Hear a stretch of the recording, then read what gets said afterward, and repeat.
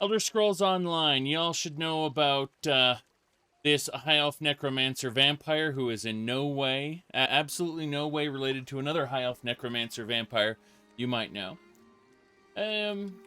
All you really need to know about this particular character is we went to Aradon in the Somerset Isles. We saved the queen from an assassination plot. We saved First Hold from the forces of Mehrunes Dagon, which tried to invade it.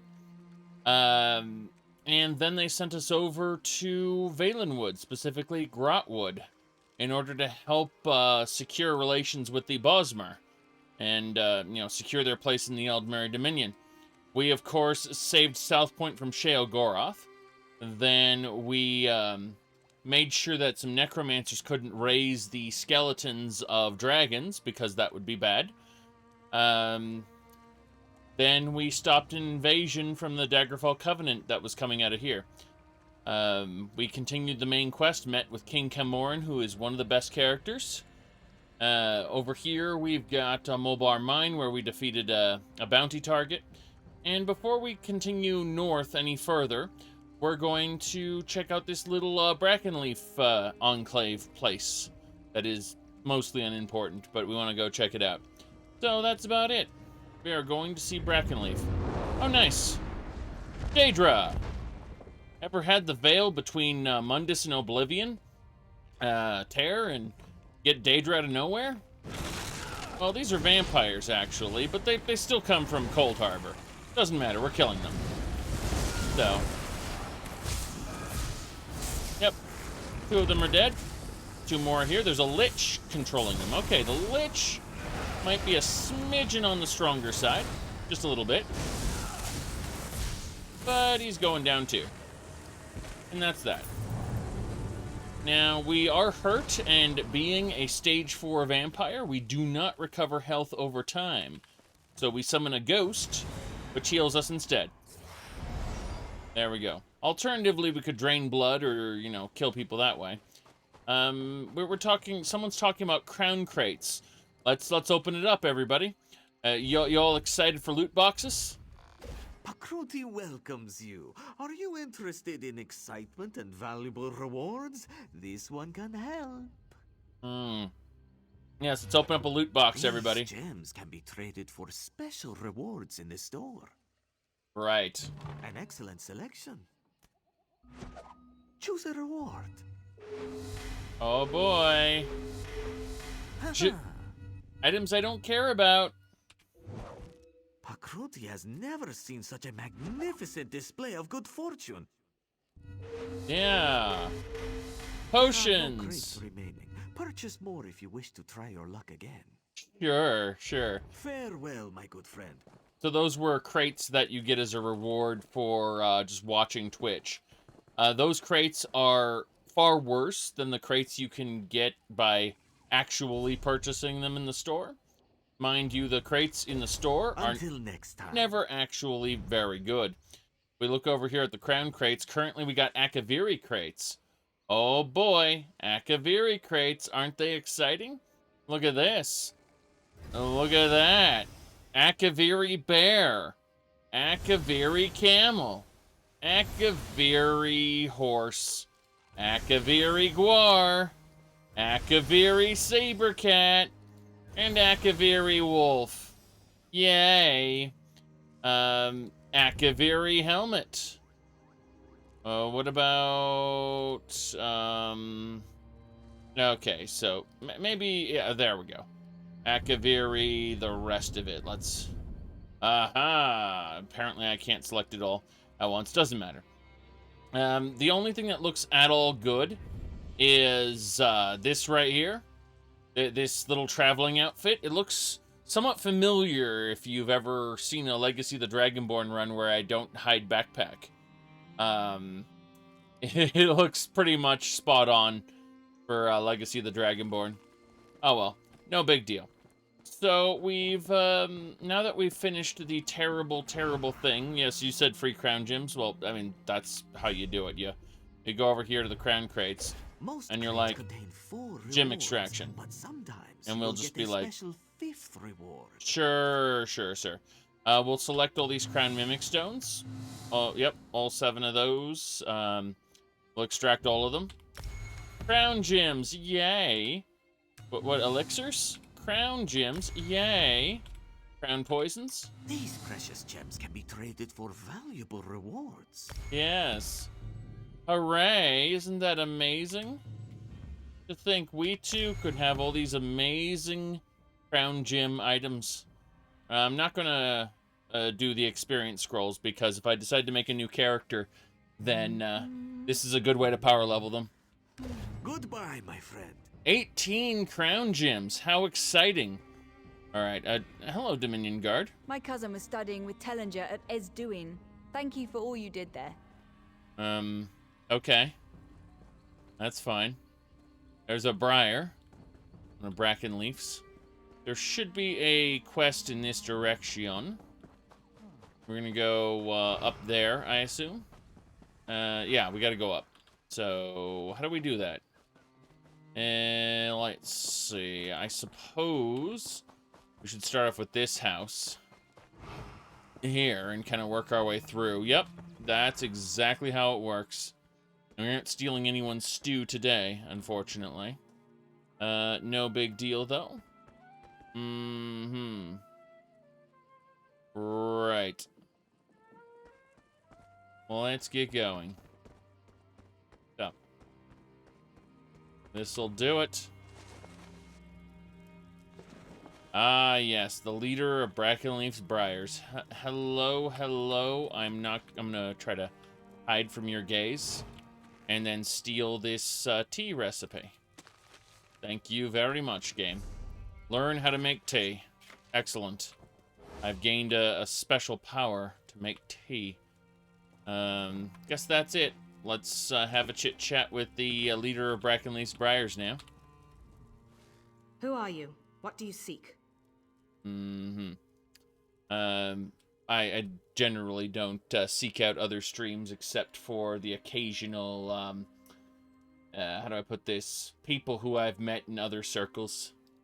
Alright, so I should speak to you about joining Brackenleaf's Briars. Let's do it. It's Gerway Ruin's duty to send those who measure up to our standards. She doesn't take her task lightly. Ooh. Hey. Doom Eternal was fun. I enjoyed it. Doom Eternal had a lot of quirks, for sure. But, and I definitely don't like Doom Eternal as much as I like Classic Doom and all the mods for it. But I really enjoyed... I played Doom Eternal twice. Once on Ultraviolence and once on Nightmare. I don't think I'd ever try it on Ultra Nightmare, though. Alright, let's go. Know that this is Brackenleaf's forest and we are his Briars. If you want to join us, you'll need to pay your respects. Who's Brackenleaf? Brackenleaf is one of the first trees of Grotwood planted by Ephrae herself. Brackenleaf's Briars are sworn to protect Brackenleaf from an enemy called the Outsider and accept all who want to follow the path of the Hunter. Who's the Outsider? Curious one, aren't you? That's knowledge for Brackenleaf's Briars and us alone. Now, if you're interested in joining... Yeah, I'm interested in joining. Not everyone's cut out to be one of Brackenleaf's Briars. We've dedicated our lives to studying the relationship of predator and prey, to becoming skilled hunters, and above all, to defending Brackenleaf. Many who undertake our trials do not survive. I see. Let me see here. Your modded Skyrim just exploded. I mean, it can easily explode. Goodness gracious. For both, for Alduin and Mirak, we actually had to do quite a bit of what the hell in our playthrough. So, you know, it's definitely not out of the ordinary to have a modded Skyrim explode. Give me a second here. We're gonna apparently just try to light this candle. There we go. Anyway, let's continue. What does this entail? The first test of the Briars is to listen. Each of the masters has a lesson to teach about the hunt. These are the rules the Briars live by. To live off the flesh, to bring no harm to nature, and to protect Brackenleaf with our lives.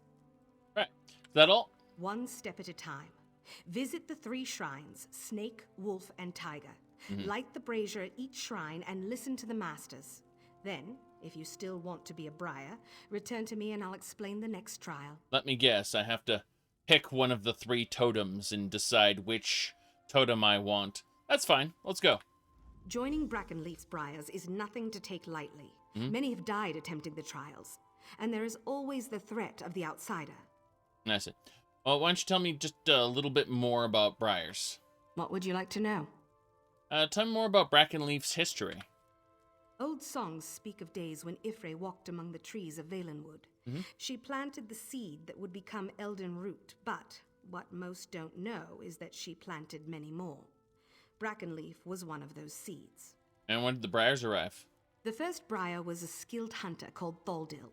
She single-handedly protected Brackenleaf from being destroyed by Colovians during the Imperial occupation of Grotwood. She followed the guidance of Brackenleaf and established the Briars. Yep.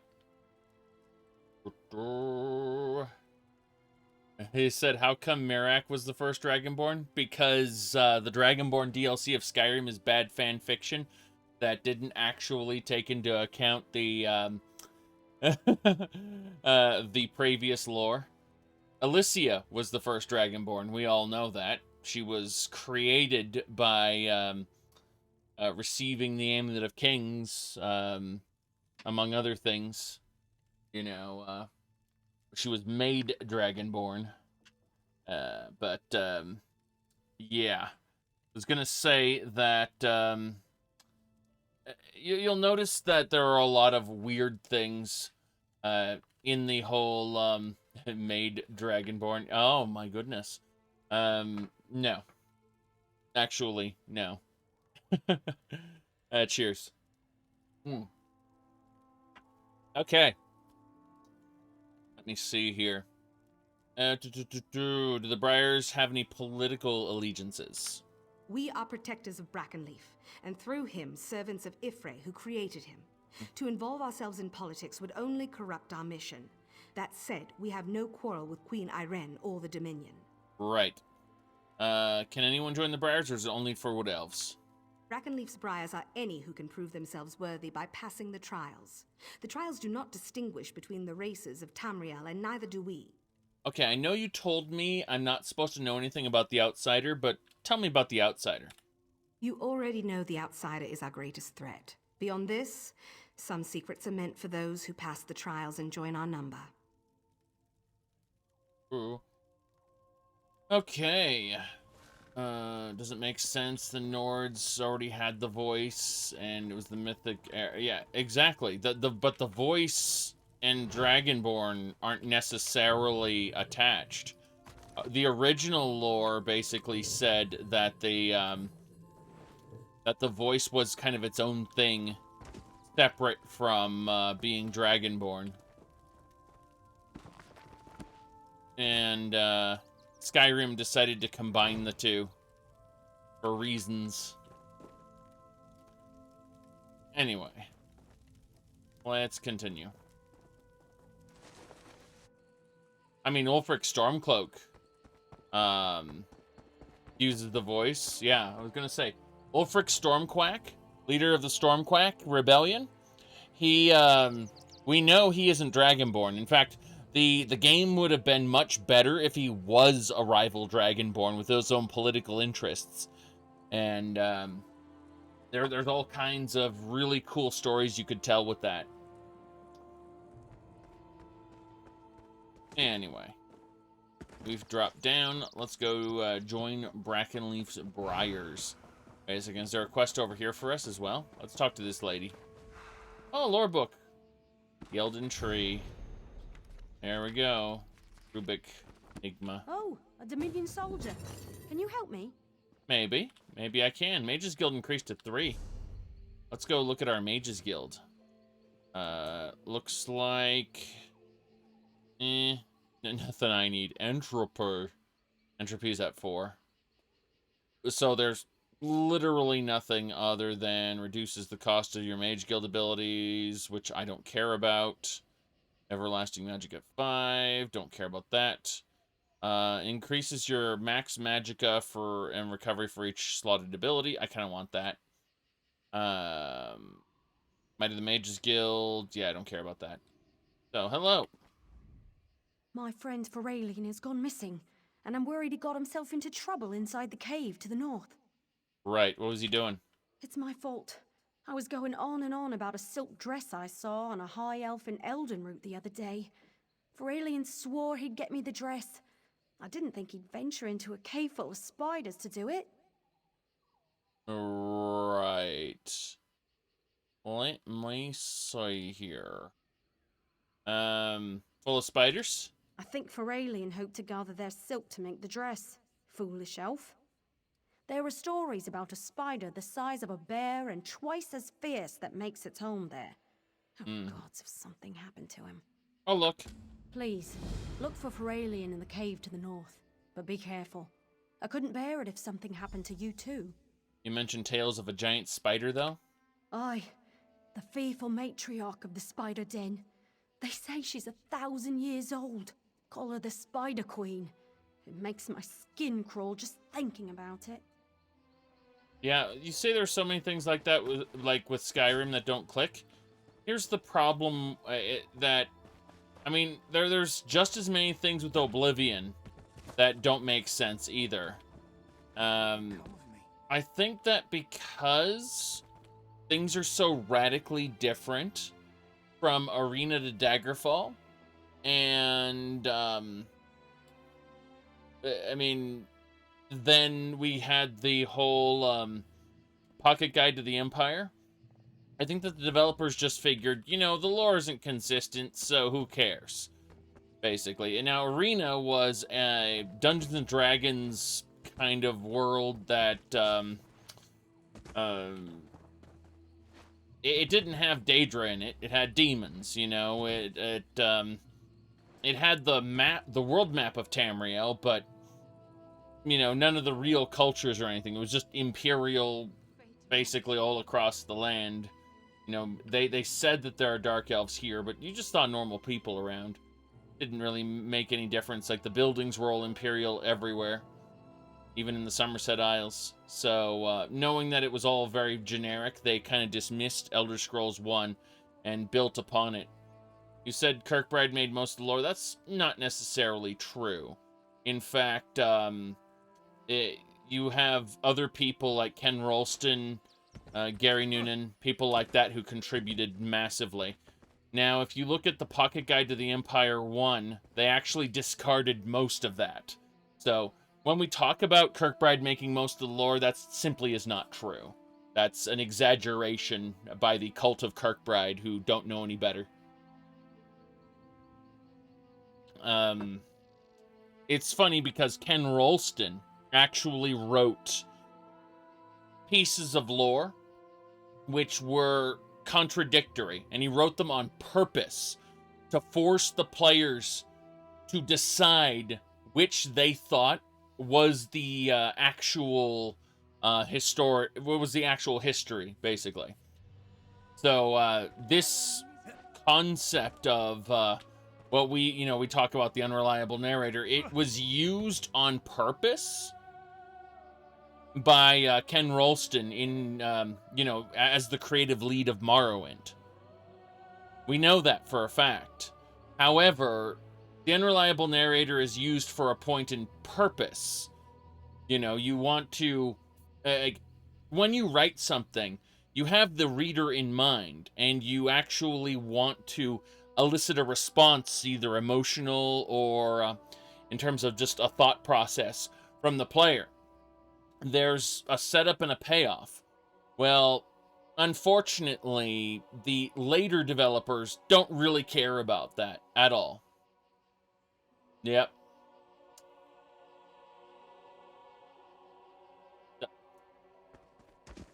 Alright. But no, the idea that Kirkbride made up most of the lore is incorrect, because they, if we want to say that the Pocket Guide to the Empire First Edition is the end-all be-all for all the lore, then yes, you could say Kirkbride came up with most of it. But we know where that went. We definitely know where that went. Now, let's go ahead and use this brazier here. I suppose, yeah, snake.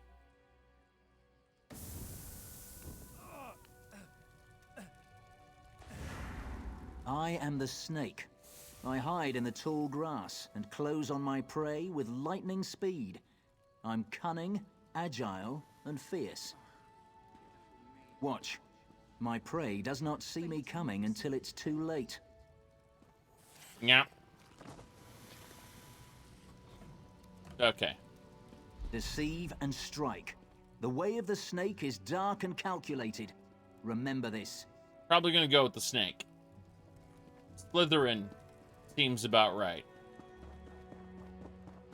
Slytherin was always right, by the way. Mage bloodlines are the most important thing, because it takes a dynasty to achieve centuries-old research. You can't depend on plebeians who have just discovered magic to carry on your family's legacy. Learning the secrets, the deeper secrets of magic takes generations and generations. So yeah, Slytherin was right. Alright, Tiger.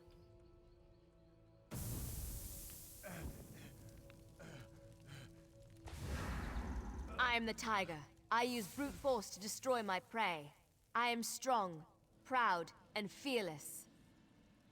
I stand toe-to-toe with my prey and deliver a ferocious killing blow. Okay. Anything else? Use superior strength to overcome your prey. The way of the tiger is to dominate. Remember this. That's not actually how tigers work in real life, but whatever. Last one. Woof.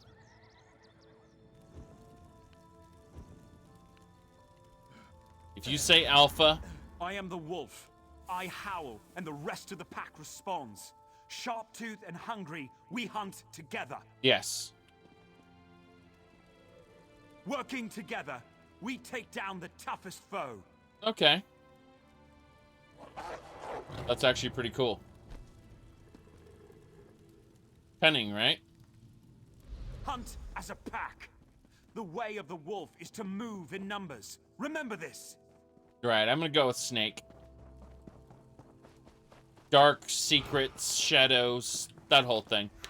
Now, keep something in mind, though. When I said it, by God, if they say alpha, that's because, people who are stupid constantly refer to quote-unquote wolf behavior, having an alpha of the pack, and very often you'll get degenerates who are in the quote-unquote manosphere who also refer to alpha behavior, keeping in mind that the reality is that alpha behavior is only in captive wolves. It turns out the same guy who coined the term alpha, years later, overturned that work and said, no, I was wrong. Here's how wolves actually work. And degenerate people online have been, for years and years, using his incorrect work that he has himself, said is wrong, as proof of their ridiculous ideologies. Yes. All right, hello. So, you've heard the masters speak. Snake, tiger, wolf. These are the spirits of the hunt. Each briar embraces the qualities of one of these spirits. Are you still interested in joining the briars? Yes, I wish to become a briar. The next trial will not be so simple. It will require you to commit your whole self, mind, and body. Venture to the frog cave near the seashore. A rare breed of red frog, the Falinesti peeper, lives among the reeds. Capture one and eat it. Yes, eat the frog. Psychedelic frog, time to eat. Got it. By the way, all right, so let me tell you a little something about alphas. So in marketing, sales and marketing, there are a group of people known as alpha consumers. Alpha consumers are first to buy, first to try. They're trendsetters. They tend to have more disposable income than other people. An alpha consumer, like you can actually lose 10 normal consumers and pick up one alpha consumer, and you will have made a huge profit. So the trick is that alpha consumers are actually dumb people. Dumb people with too much money who don't actually place a value on their money. Yeah, is that like whales in video games? Yes, correct. Whales are just another word for it.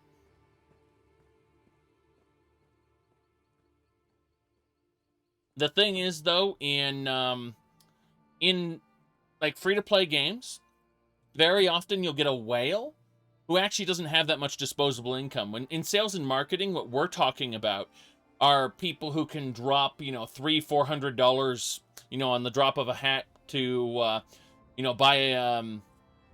buy some stuff for their boat or whatever. A new shiny cover for the wheel or whatever. Something stupid and frivolous that you can convince them to buy.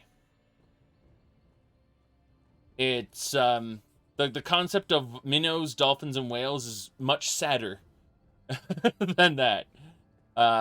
Because you'll very often get whales who don't actually have disposable income and are losing out on other aspects of their actual life because they spend money they don't really have. That's the sad part. That said, I've been a whale a fair few times with Warframe, but that's over the course of, 6-7 years, something like that? Ah, well. Let's, so I have to eat a psychedelic frog. Let's go. Yes, and it must be consumed alive. The frog will allow you to see the forest like you'd never have before. Once your journey begins, the spirits of the forest will guide you. Right. So I catch the red frog and eat it alive. Glorious. Don't be alarmed if the world around you seems to change. It's a property of the Volnesti Peeper to reveal the true nature of the forest. But be careful. The true nature of the forest can be deadly. All right.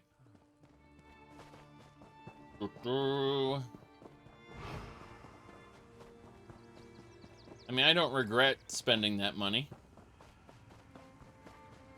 But at the same time, I don't feel attached to the game. And I made those purchases knowing that one day the game will no longer exist.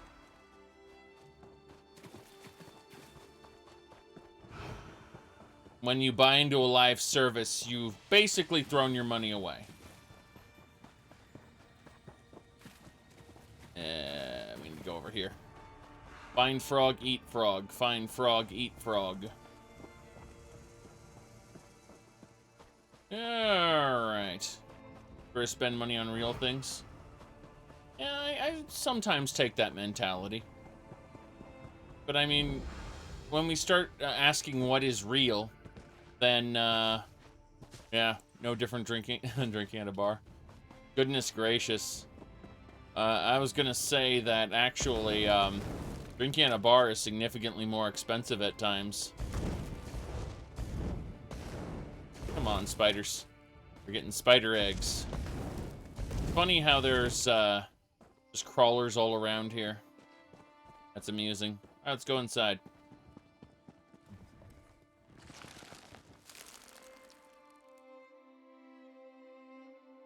Ooh. Yep.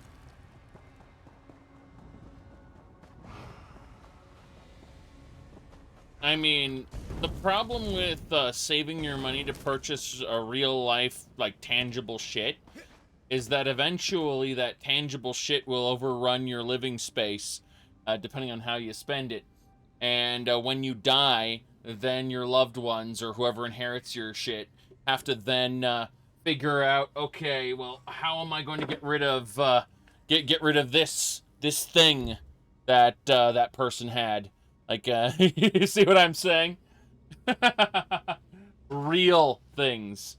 You know, that's, yeah. Yeah, exactly. My goodness. Let me see here.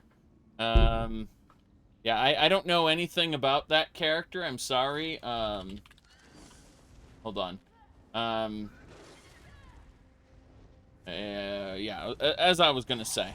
Let me, adjust a couple things here. Yeah, so, as I was saying, I know absolutely nothing about that particular character. Nothing at all is known about that particular character there. You know what I mean?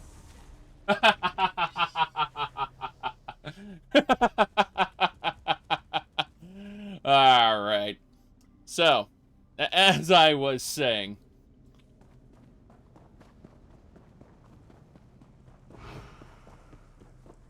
real.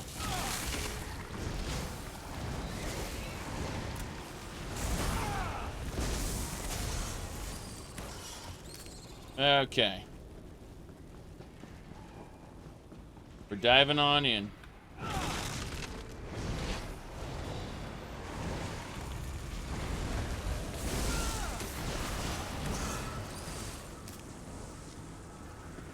I mean, at the end of the day, anything that doesn't go towards self-improvement is probably wasted money.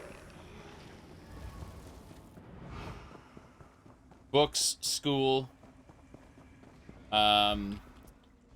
maybe, some kind of, geez, hold on. Oh, there's a sky shard here, nice. I'll take it. I was gonna say, though, oh, gained a skill point, nice. Money for, like, tests and, licenses and things like that. So,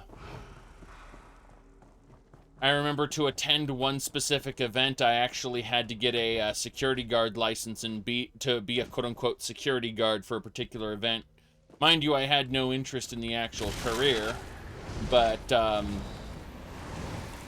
you know, it was just in order to attend it, I had to have a, basically the lowest grade of security clearance. It was,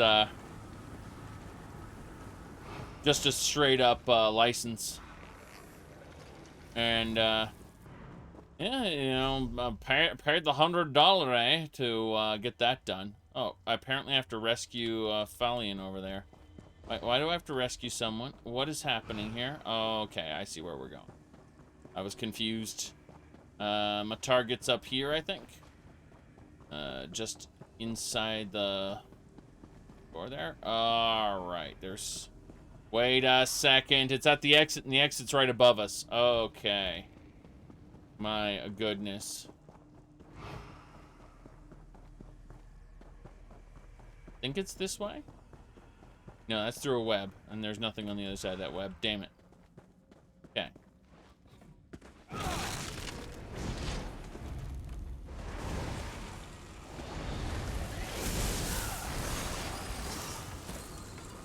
My goodness.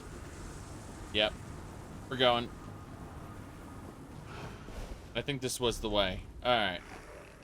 So I'm gonna go this way and try to loop around. Here it is. Wait a second. Treasure chest. I'll be taking that. Yes.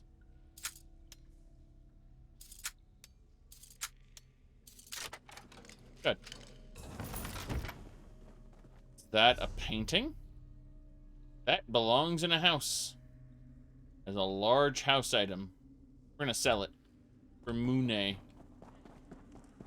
Because I don't care about paintings in my house. Thank you very much. Spiders! Good. 4 crawlers. Good, now this is the right way. To quote the Mandalorian, this is the way. What was my favorite video game? Chrono Trigger. I would honestly say Xenogears, but the last disc is terrible. They pulled people off of Xenogears to work on Final Fantasy VII so the ending of the game sucks. Well, technically the ending is good, but everything between the beginning of the last disc and that final battle is terrible. Ah, Spider Queen.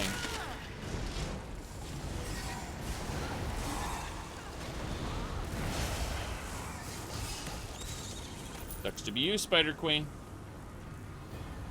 Cocoon. You're free. It was food for sure. Thank you. We should get out of here while we can. You should get out of here while you can. I've got an Explorer achievement for having explored this dungeon. The Explorer achievement is just kill the boss. No big deal. Good, good, good. These stones are a quick way down. Can't levitate up in this game. Good, good, good. Privateer. Freelancer. What? Okay. Ooh, how do you think gaming will change over the next 10 years? My God, I have not been able to prophesy the rest of gaming up till now. I'm sorry, but couldn't do it. I was able to make some guesses about ZeniMax Media in the past, but that's all gone out the window now that they are acquired by Microsoft, and we have a CEO to replace. So depending on who fills those shoes and what that person does, and if they stick around, that'd be fine. Yes. Did you know that the person who's trying to make Star Citizen was fired? And better than fired. They purchased his company so that they could fire him, so that they could release what was done because he was refusing to release the completed game. And they had already invested so much. Hello. Thank you for returning for Alien to me. He may be a fool, but he is a sweet one. Right. Thanks, friend. I was this close to becoming those spiders' next meal. At least I managed to gather some silk for Mendil. She'll have her dress yet. She deserves it. You said VR's a gimmick? Well, I mean, go play Half-Life Alyx, and that is an actual VR video game that feels like a complete video game. It's perhaps the only complete VR video game. The rest of them feel like tech demos or, you know, incomplete pieces of games. Like, they had to be built around the VR. Exactly one. That's what I'm saying. It took Valve to make a game that feels like an actual game. Yep. Mm-hmm.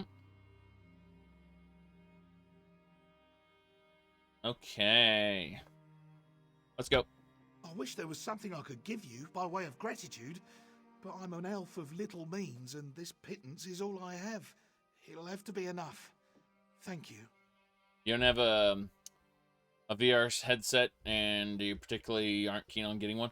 Well, I mean, it causes migraines for me. Not motion sickness, migraines.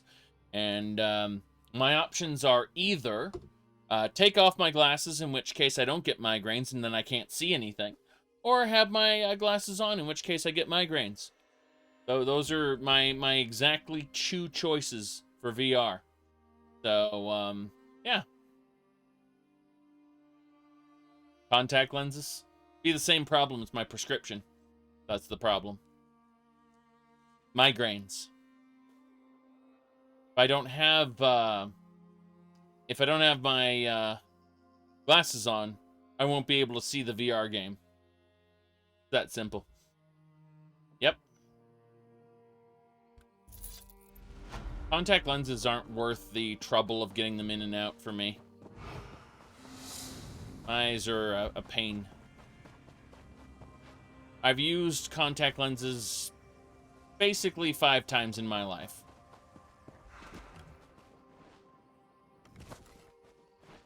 Yep. Vent an HDMI port in the back of your brain. Of course. I mean, it won't be an HDMI port, but we already have the concept of a, yeah, what do you call it? Oh, hold on a second. Oops. And we're gonna have to fight this thing. Here we go. Skyrim will be here after you're long dead. Todd Howard says if you want us to stop remaking Skyrim, stop buying it.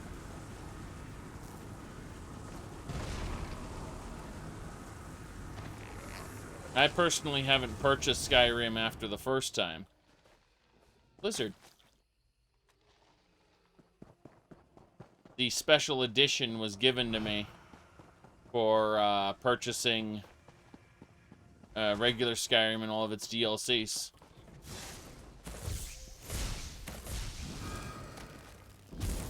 Okay.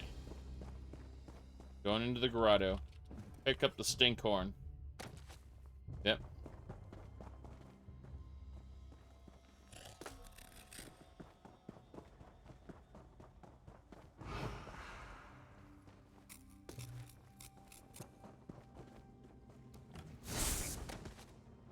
Again, I've mentioned this a few times, but my guess is, and this guess has no evidence to back it up, so you know, take it with a barrel of salt. But my guess is that Todd Howard is going to finish making his space RPG, the thing he said he was going to do back when he, what is it called? Back in 2001 on the IBM message boards. He said he wanted to make a space RPG, right? He's going to do that. And as soon as he does it, he's probably going to retire. Speak to me, friend. Don't be afraid. Friggin' Spirit, hello. Who knows? He might make Elder Scrolls 6, but yeah. Let's go. Don't worry. I'm a friend. The disorientation you're feeling is natural. It will pass. It's been a while since Glaris sent anyone here. She's been more cautious since the boy Erengor nearly died. All right. Give me a second. Get something. Sure. Yes, 16 times the detail. Let me see here. I think it was...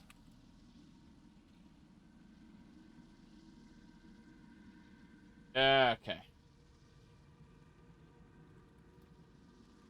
Let me pull this up.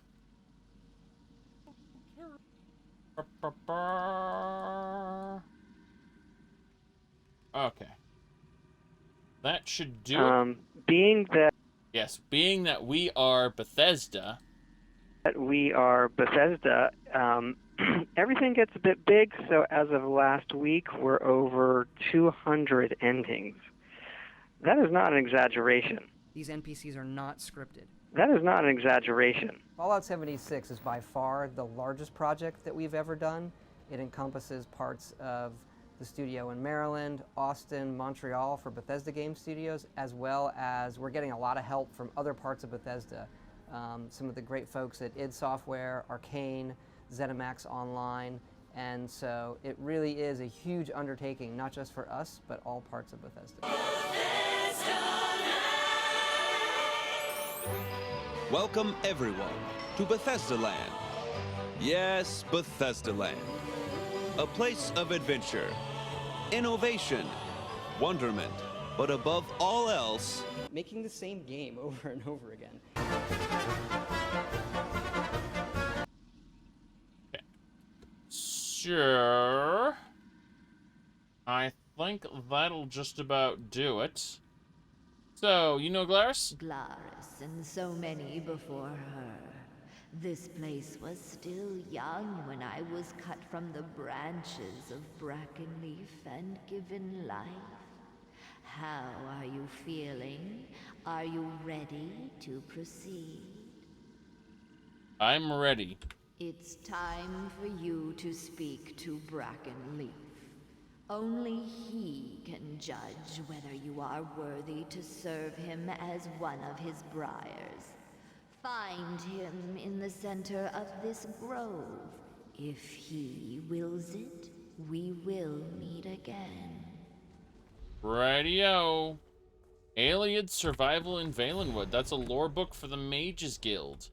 How nice. Need more Stinkhorn. What else? Runestone, sure. And frog killing! The reptiles must die.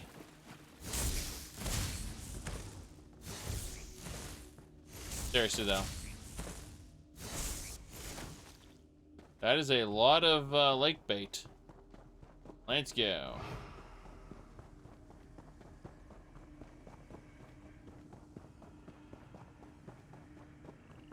Onwards to victory. Yeah, it's only lake bait, unfortunately. Oh, goodness, we've got golems. Very good, very good. So all kinds of spirit enemies in here. In this phased instance. Oh boy. I can't wait to run past all these golems because I'm freaking invisible. Oh, it's the Deku tree! Hello!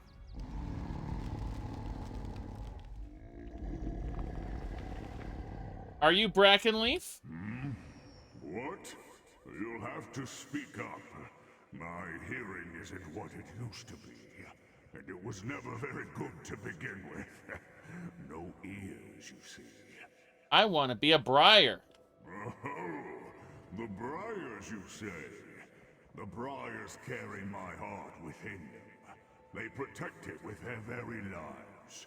It's a lot to give to protect a tree, especially one as old as me. Tell me, why do you want to join my briars? I'm always seeking out new knowledge and experiences. Good, good. I think you will find this forest is full of new things to discover. Never ate a frog and found yourself talking to a tree before, did you? Of course, not all the things you will discover here are safe. Are you prepared? I am. Very good. I trust Glaris has told you about the spirits of the hunt. First, you must decide which fits you best. The snake's dark purpose, the tiger's grim determination, or the kinship of the wolf. I'd say the snake. Lithe and quick, striking with lethal efficiency is the snake. Interesting choice. The snake's prey is the wolf. If you wish to be like the snake, you must hunt its prey. Yeah, I liked Link's Awakening, but I preferred the Oracle of Ages, actually. Yeah. Hey. Very good.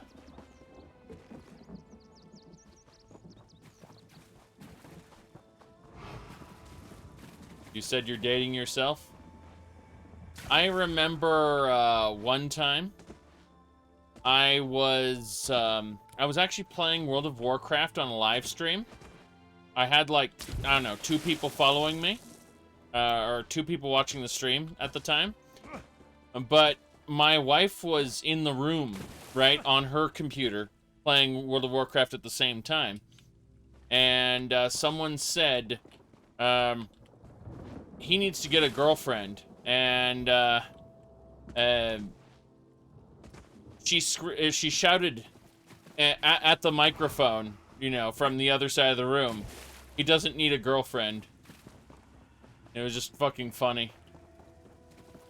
Yep. Those were good times. The World of Warcraft streams. Can't do that anymore, though. Number 1, because we don't play World of Warcraft anymore. Secondly, because just the setup here. I've got this little basement area, so you know, when she's playing a game with me, we're usually upstairs, and I'm on my laptop, remote desktoping to this computer. So it's unlikely that I'll be live streaming at the time. Just isn't set up that way, which I'm fine with. She doesn't like to be on camera. She doesn't like to really be. These are the wolves. Oh god, there are two of them, and they're elite. Got it. Used to watch your wife play WoW back in the day. I mean, I started playing WoW first, but it was kind of funny because I introduced her to it. We weren't married at the time, but I introduced her to World of Warcraft, and I went to sleep on the couch, and I woke up, I think around midnight.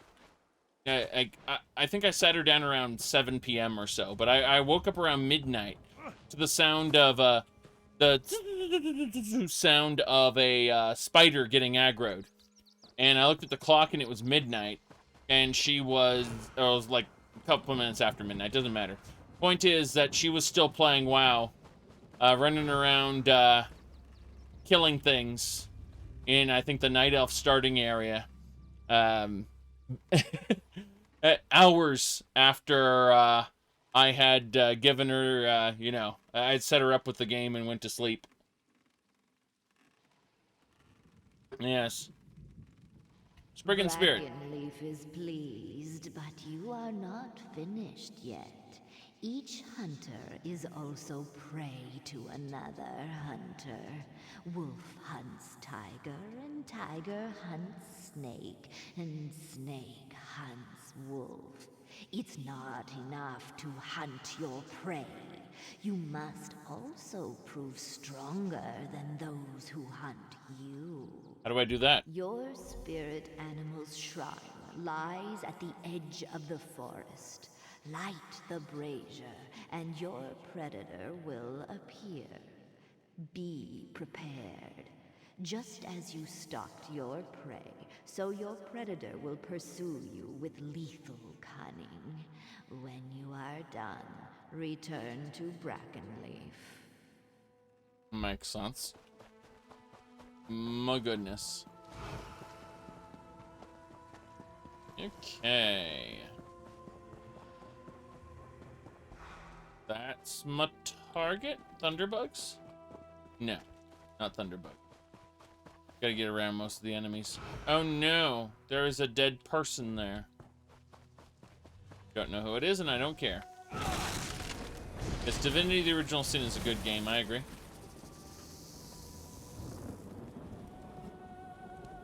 Here we go.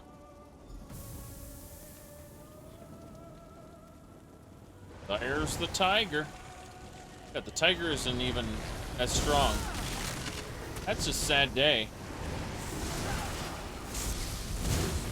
Pathetic. Truly pathetic. Let's go talk to Brackenleaf and tell him that I defeated the person who hunts me, and I defeated the one I'm supposed to hunt. So let me be one with the snake. Yes. Hey, Snakey. Can I talk to Snake? No. Brackenleaf, what's up? Now you have seen how the roles of hunter and hunted are interchangeable. Right. You have stalked your prey and confronted your predator. You are almost ready to become a briar. Mm-hmm. One last trial remains. What is the final trial? As I've said before, the briars are my guardians. They protect my heart against the outsider. An enemy who wants to steal my heart at any cost. What is the outsider? You are the outsider. Your final trial is to enter my trunk and touch the flame of my heart. The masters will fight you at every turn, and only by defeating them can you prove yourself worthy to become one of them. I'm the outsider? You have seen how the hunter is also the hunted. Well, in the same way, Every briar begins as the outsider, a stranger who does not belong. Only by dying or completing the final test and joining the Briars is the outsider defeated. Are you ready? I'm ready. Let's go inside his heart. Yes. Hey, Snick. How's it going? Oh, Snick is my companion. Okay. So I have to fight the Briars, basically. That's fine. No problem. Let's nuke him. Death is nothing outside. The only thing that matters is Breckenleaf's survival. Okay. That was easy. Next room. Same deal again. Here we go.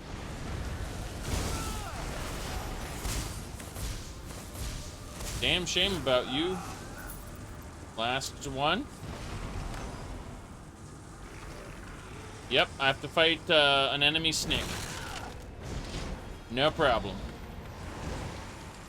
Getting ready to go. Yeah, it's called a Blast Bones. It's a suicide bomber. See, what I do first is I summon up skeletal armor. This armor causes any enemy who hits me from range to be pulled into melee range. Then I summon a skeletal arcanist, which does AoE lightning damage. Then I summon a ghost that heals me and transfers some of the damage I take to it. Then I use Blast Bones, which summons a skeleton that runs forward and suicide bombs. Then I hit the target with this siphon, which does damage along the siphon. In addition to the AoE, the beam is also damaging. And it also restores my magic. Then I put down this field, which does AoE damage and also reduces their resistance to damage. Then I throw down a lightning, which also does damage. So it's 3 AoEs with a Blast Bones, and I've got minions healing me, and 1 minion healing me, 1 minion doing AoE damage. Now, if I want to complete that, what I do is I turn into Blood Mist and just do AoE damage around here.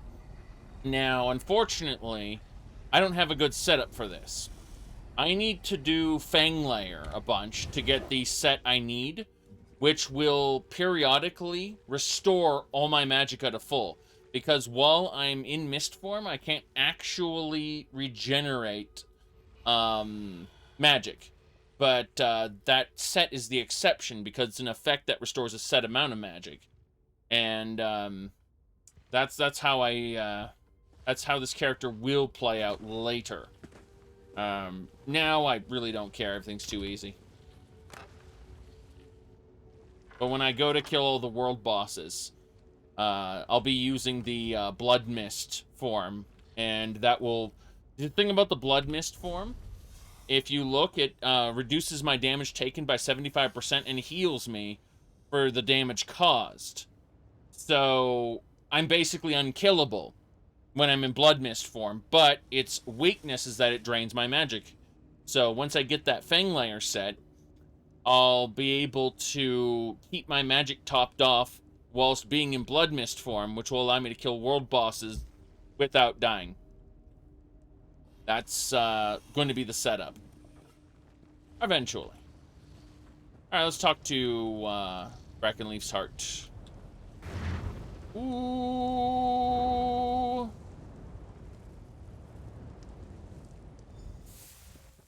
Okay, Bracken. The flame of my heart now resides within you. Right. Carry it with honor and protect my forest with pride. I will now return you to Glarus. So my character actually doesn't have a soul. I lost it to Molag Bal. So having a bit of Brackenleaf's heart... Stop the briars. You have my blessing. Right. good luck, and return to my forest in time. Thank you Okay. for all you did there. Gonna say that the idea behind this is I should be able to, you know, fill the emptiness inside of me since I don't have a soul with a little bit of Brackenleaf heart. Hello, sir or ma'am. So you've returned. Tell me, what did you see? Did you speak to Brackenleaf? I hunted the prey, confronted the predator, and took a flame of Brackenleaf's heart. Everyone's vision is a little different, but we all must take the heart and experience the role of the outsider. You stopped being the outsider when you proved yourself strong enough to defeat the Masters, and Brackenleaf offered you his heart. Right. Okay. Ooh. Let's go. The Masters you fought were illusions, but they fought with all the strength of their real counterparts. Tell me, what spirit animal did you choose? I am the snake. Go to the snake's shrine. Pray at the brazier and receive the blessing of Brackenleaf's briars. Then return to me for the final rite of initiation. Sounds good.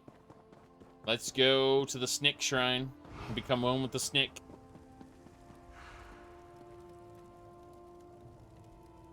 Pray.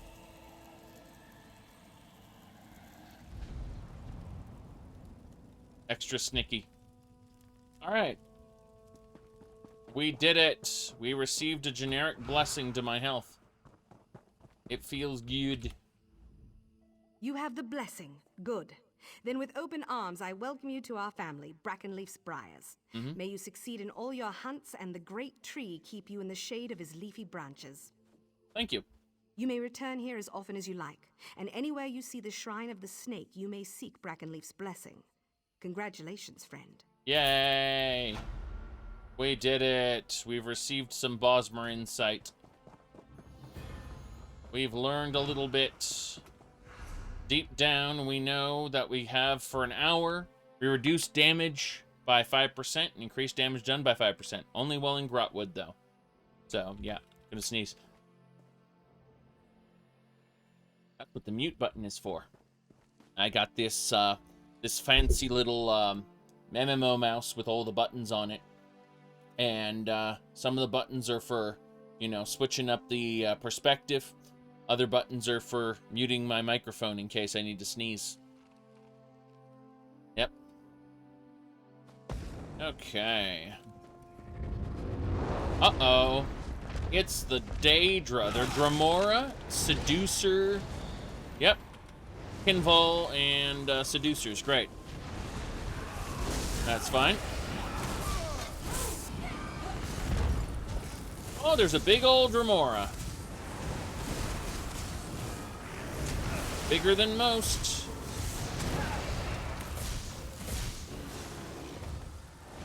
Good enough. We did it. We've sealed the portal through which the Daedra came. Doesn't mean much. Okay. So my health is just gonna shine for the next hour because I take 5% less damage. Great. That isn't distracting. I don't know what is. Alright, we're gonna actually, we're gonna go down to the city, take the Way Shrine on the southern end of the city, and use it to get back to Elden Root, because I don't want to run all the way there.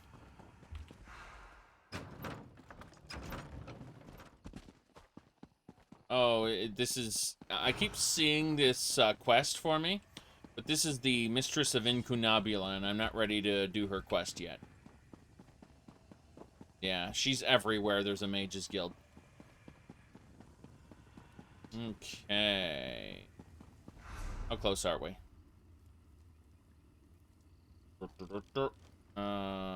Wait. All the way over here? No. It's right over here. Okay. That's fine by me. I was confused for a second.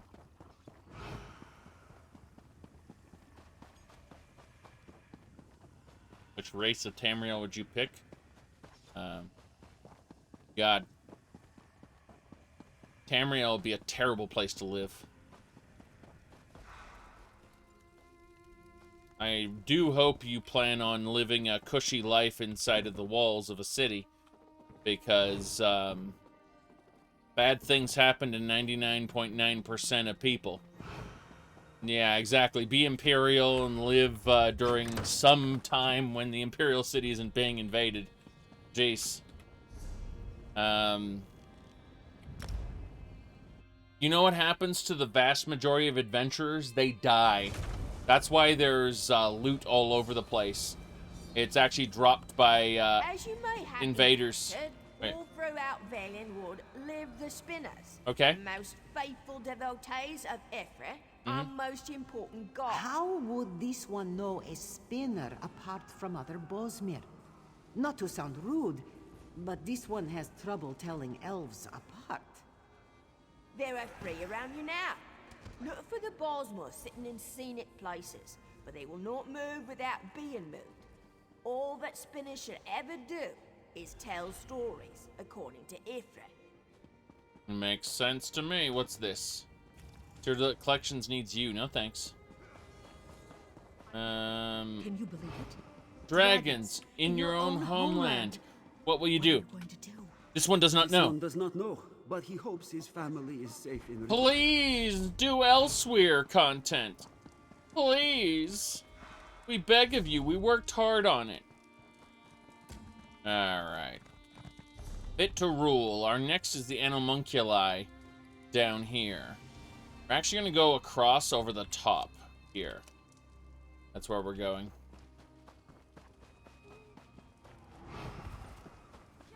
Yes. Oh, district. Hello. Orcs are all about... I don't guess you've run into a big, lumbering brute of an orc in your travels. Named Storg. Was a friend of mine. Emphasis on the was. I'm in a pile of trouble because of him. What happened? Maybe you've heard of the Rite of Theft. A wood elf tradition. If you pull off a particularly clever theft, you can demand payment from the owner for their things. Well, I stole this tree thane's bow, and then Storg stole the bow from me. Okay, the problem is... The tree thane wants his bow back, and if I can't give it to him, he's going to have me hauled in and whipped. Last I heard, Storg was headed toward Vine Death Cave. The tree thane won't let me leave town. Could you look for Storg? Sure. Oh, God. Pretty sure... Oh, it's up here. Okay, I can do that. I don't mind going up there. Part of what I wanted to do anyway. To canvas this zone and all of its incredible sights. That's what I wanted to do. Oh, there's a way shrine up there too. That will make things much easier. Much easier. It's a daily quest? Oh God, don't be crafting writ, please. Thanks. What is it? Oh, it's under the ground. Okay. There's a thing to do, and it's under the ground. I'm not doing this. Goodbye. I want to go to this way shrine. It looks fancy. It's one of the elven towers around Valenwood. Yes. Little thing. Eldenroot is, if we're talking about the one of the towers of Kirkbride lore, then Eldenroot's one of them. Big old tree. Let's first of all, Eldenroot Temple. That's fine. Oh no, decorative wax. No one knew. Let's steal here. Steal. Okay. Hello. My husband, Ninglenel, went for a walk yesterday morning.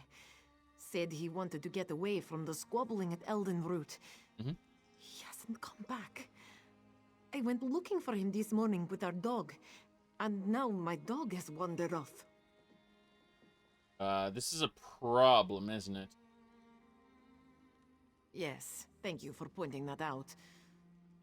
The last place I saw our dog eat was near the fork in the road that leads to Cormount, just west of here. Take this whistle. Use it when you get to the fork in the road. I'll wait here in case he comes home. Okay, so eat. That's fine.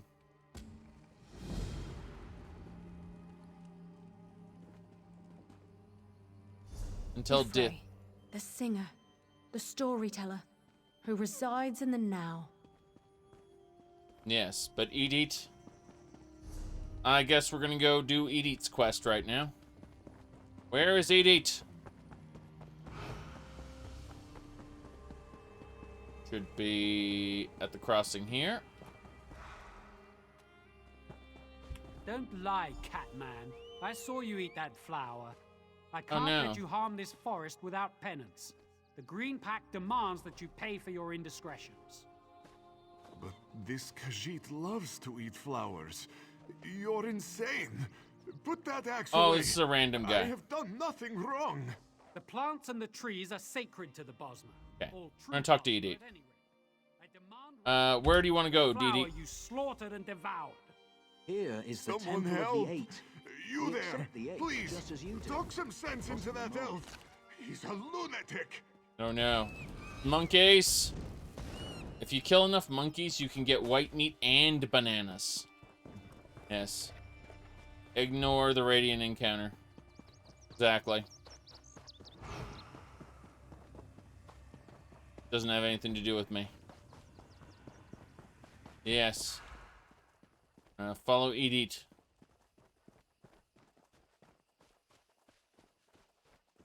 Yes, you just kill monkeys and you get white meat and sometimes bananas. Oh no, what happened, sir? Ironic. Huh. We come back to my homeland and I'm the one that falls into a ravine. I used to scale these rocks like they were stairs. I guess none of us are immune to the ravages of time. You're gonna be fine. Just give me a second and I'll head back home. I knew Eat wouldn't leave me here to rot. Ms. Zahabi will be worried sick. Thank you. Okay. So, yep, you're fine. The game just wanted me to go over here and pick up a quest. Jeez. Yeah. But how about we don't? I kind of wanted to go this way, to this side, and do stuff over there. If I do stuff over here, I'll be kind of committed to the whole, dungeon there. God damn it. Let's go, to the other side. Yes. Is this a snake shrine? Hello? What do you want? Okay, so apparently if you have the blessing, you can't refresh it until it's actually gone. That's unfortunate. Let's run back down here.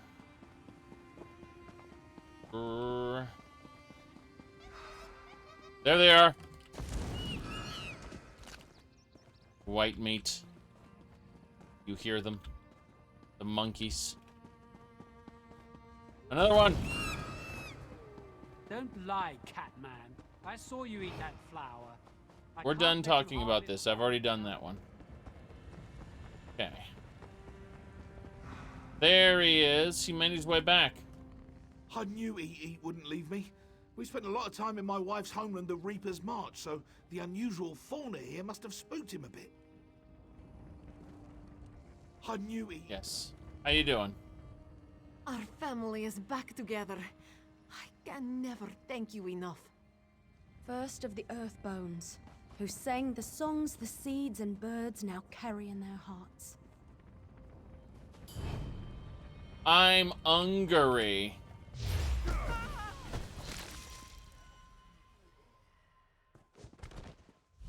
Excellent. Let's get going. I just killed the spinner. That's like that's a grand sin. Yes. Now let's see if the dolmen's gone yet. If it isn't gone, we'll take advantage and grab some free experience. Seems like there's some sort of combat going. Oh, wow. Yeah, no one's killing these dolmens. I could probably die here. try to kill it. That'd be pretty funny. Yeah, it looks like they're sacrificing people here. I'm in stealth right now. I just don't see anyone else. Damn shame. Oh well. Don't care enough. Let's go this way. I could probably solo the dolmen if I use a food item first, but I'm not going to. Runestone.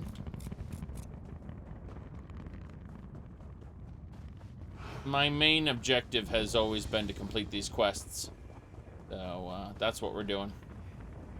What level am I?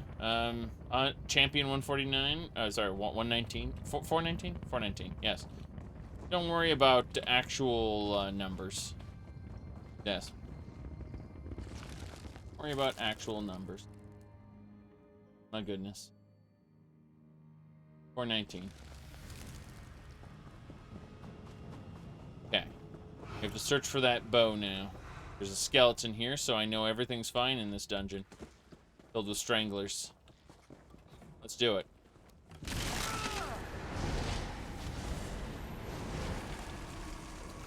Go! The strangler will pull me over, but it's too late. As you can see, the strangler's as good as dead. And the way through, yeah, it's the exit, so no problem here. I'm just gonna run past these guys. There's no reason for me to kill everything. It's not like this is a dungeon with containers in it. The main reason I like to, okay, there is containers here. Fine. Screw it.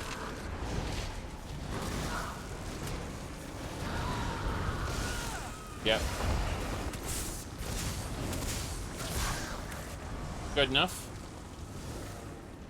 I really just wanted the containers. And it looks like I got some beats display. Uh-huh. Spriggans are after me. Go figure.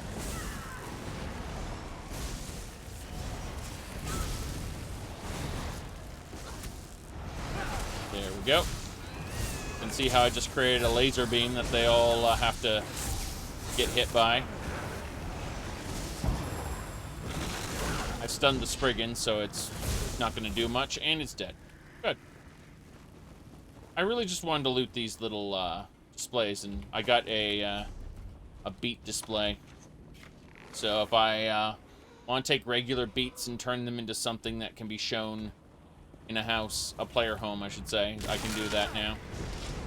Ridiculous as that sounds. Thing's going to pull me over. Of course it will. No problem there. What do we have? The power, of course. Very good. So, did we take the bow? Did we not take the bow? Oh, of course. More death. More pain, suffering, and death. Okay. That'll do it. Where's the bow? Bow's down here. Guy died. So the orc who stole the bow died himself. Yep. Can't sleep. Keep hearing things coming from the cave. I'm sick of it. Alright. Yeah. The guy who was, who stole the bow from... okay, so a wood elf stole the bow with the intention to ransom it back to the tree thing. The tree thing... oh, cool. There's a boss that's gonna spawn here. Anyway, the tree thing was on board with this because it followed a specific, like, ritual that the Bosmer can do if you successfully steal something. Unfortunately for him, the tree thing knew he stole it, and the bow then got stolen from the guy who stole it, and the tree thing was like, I'm gonna make you pay for this if you don't return it. But he couldn't return it because, you know, reasons. He had it stolen from him. So, the unfortunate story of the orc concludes with death at the hands of these crazy creatures. Yep. And this is the one-way exit. Of course. Gotta love it. That's deeper into the dungeon. I don't care about that. Go back. Good. It's a fine story.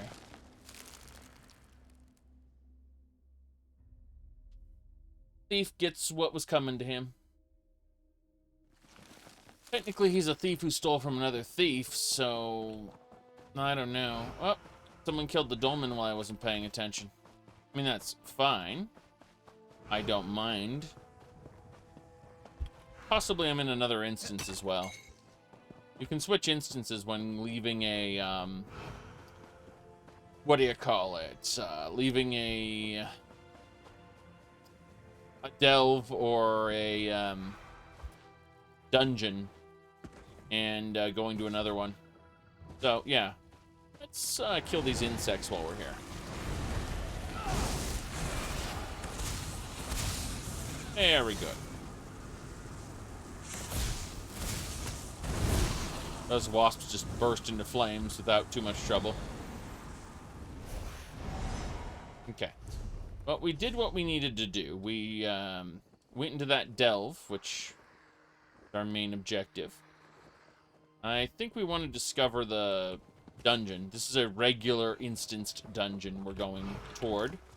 We just want to discover it on the map. We don't want to actually go in. That's something we'll do at another time when we have the inkling to join up with random people. I'm sure we could solo it once we get the gear set I was talking about, but that's not today. I've got to get back in there. Well, what's happening? Stay back. There's only death ahead. Shades boiled out of the ground and fell upon us. So much death. Shades, you say? Mages Guild. They were excavating this ruin for artifacts, but they woke something up. Some of the acolytes are still trapped inside. If I don't do something, those acolytes are done for. But I've lost a lot of blood. This is the same story we hear over and over in this game. Is just, you know, like, they woke something up. Yeah, that's what's happened at countless other sites. I think we've run into this twice in Aradon as well. It doesn't matter, though. No, one in Canarthy's Roost, once in Aradon. So twice for the same faction quest line. This is the third time. Hello. Alright. Yes, the dwarves have dug too deep and too greedily. Hold on a second. Valkyrie's Hold. Where was the Fang layer again? Wait. God, shut up! I'm hurt. The Fang layer was in Bankarai? No. Yeah, Bankarai. Okay. So, the Fang layer in Elder Scrolls 1: The Arena is a dungeon you go through where the dwarves were driven out of their mountain, and there's an Elder Scroll in there that a lady wants you to recover so she can translate it. Yes, this violates later lore, but so she can translate it, and that will give you the location of a piece of the Staff of Chaos. It's written in the Elder Scroll that she needs to translate. Yeah. Video games. Okay, we're just gonna zoom past these guys. We have to fight those people, though.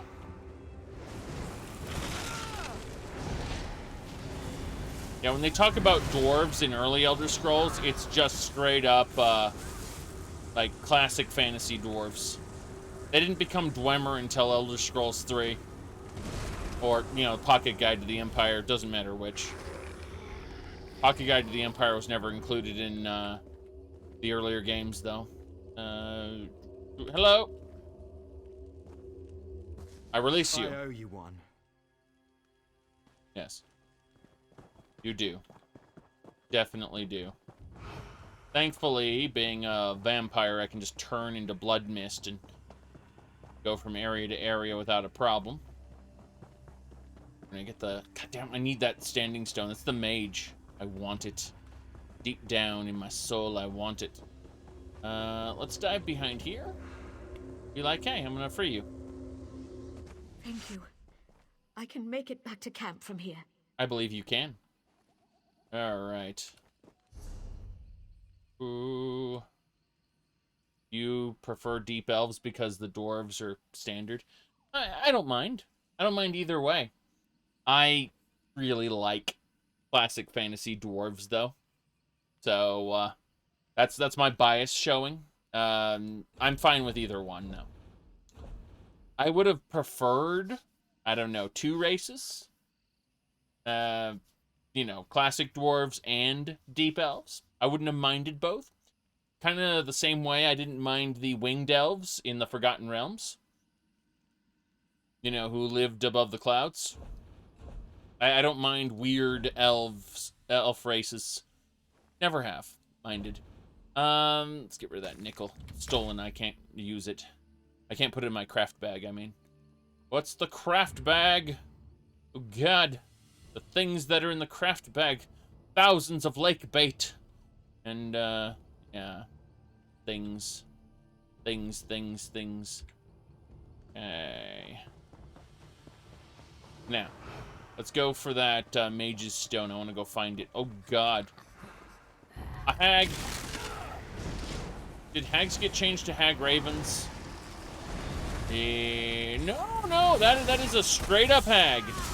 I respect the game for doing that. Elder hag.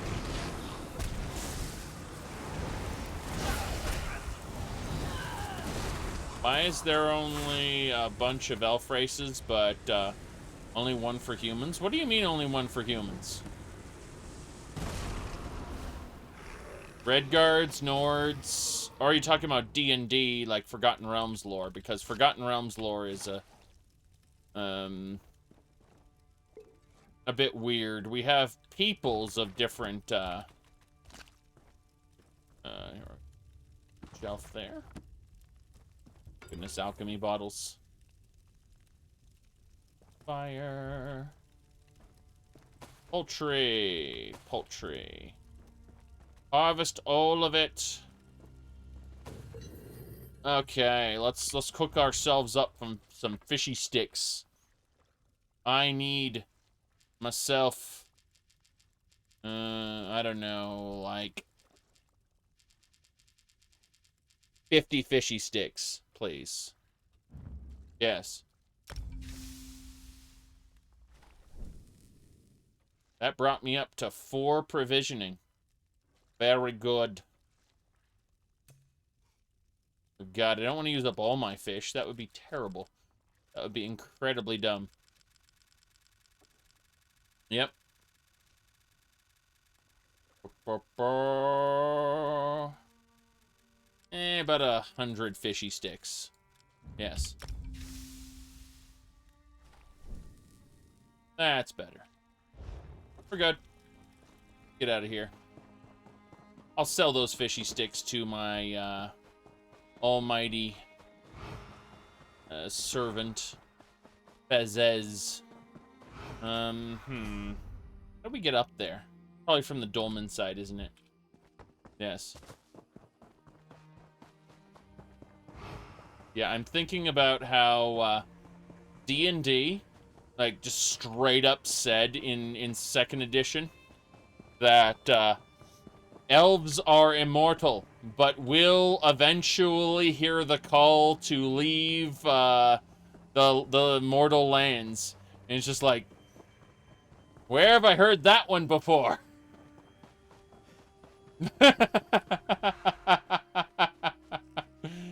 All right.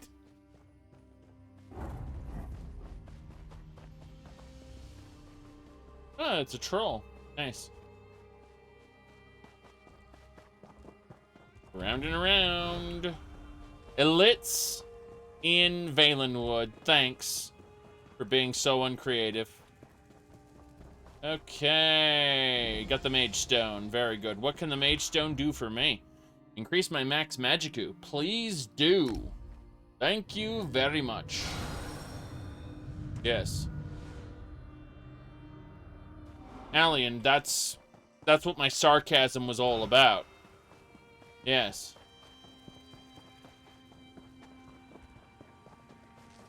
That was all just sarcasm now, because I was saying what you did. Except indirectly. Alright. Moss, thank you for subscribing there.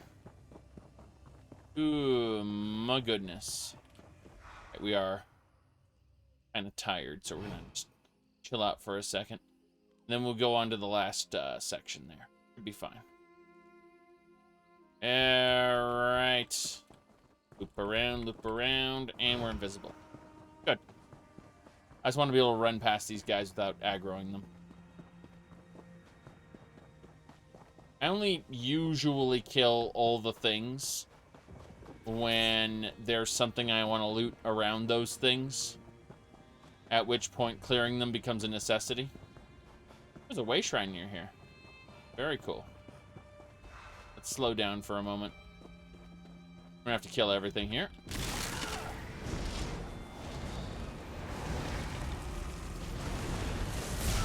Yes.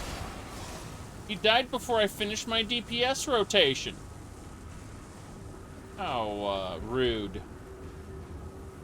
You're healed. Follow me quickly, before any more of them return. I'm not gonna follow you. I'm gonna go to that way shrine instead. Oh god, it drops off the edge. Is there a way up here? The answer is so far no. Yes, okay. We can go to the way shrine now. I just need to know that there was an easy way back up to where I am. Otherwise, I would have been very annoyed. Extremely, extremely annoyed at having gone after this only to... Oh god, monkeys! Kill them! Unfortunately, I may have killed all the Imga as well, thinking they were regular monkeys. I'm joking, of course. There are no Imga in this video game, as far as I know. And if there are, then, well, what a pathetic showing that was. Alright, so we discovered this way shrine. Very good. I want more way shrines discovered. Let's head back up and have a chat with the guy I freed, because that's pretty important.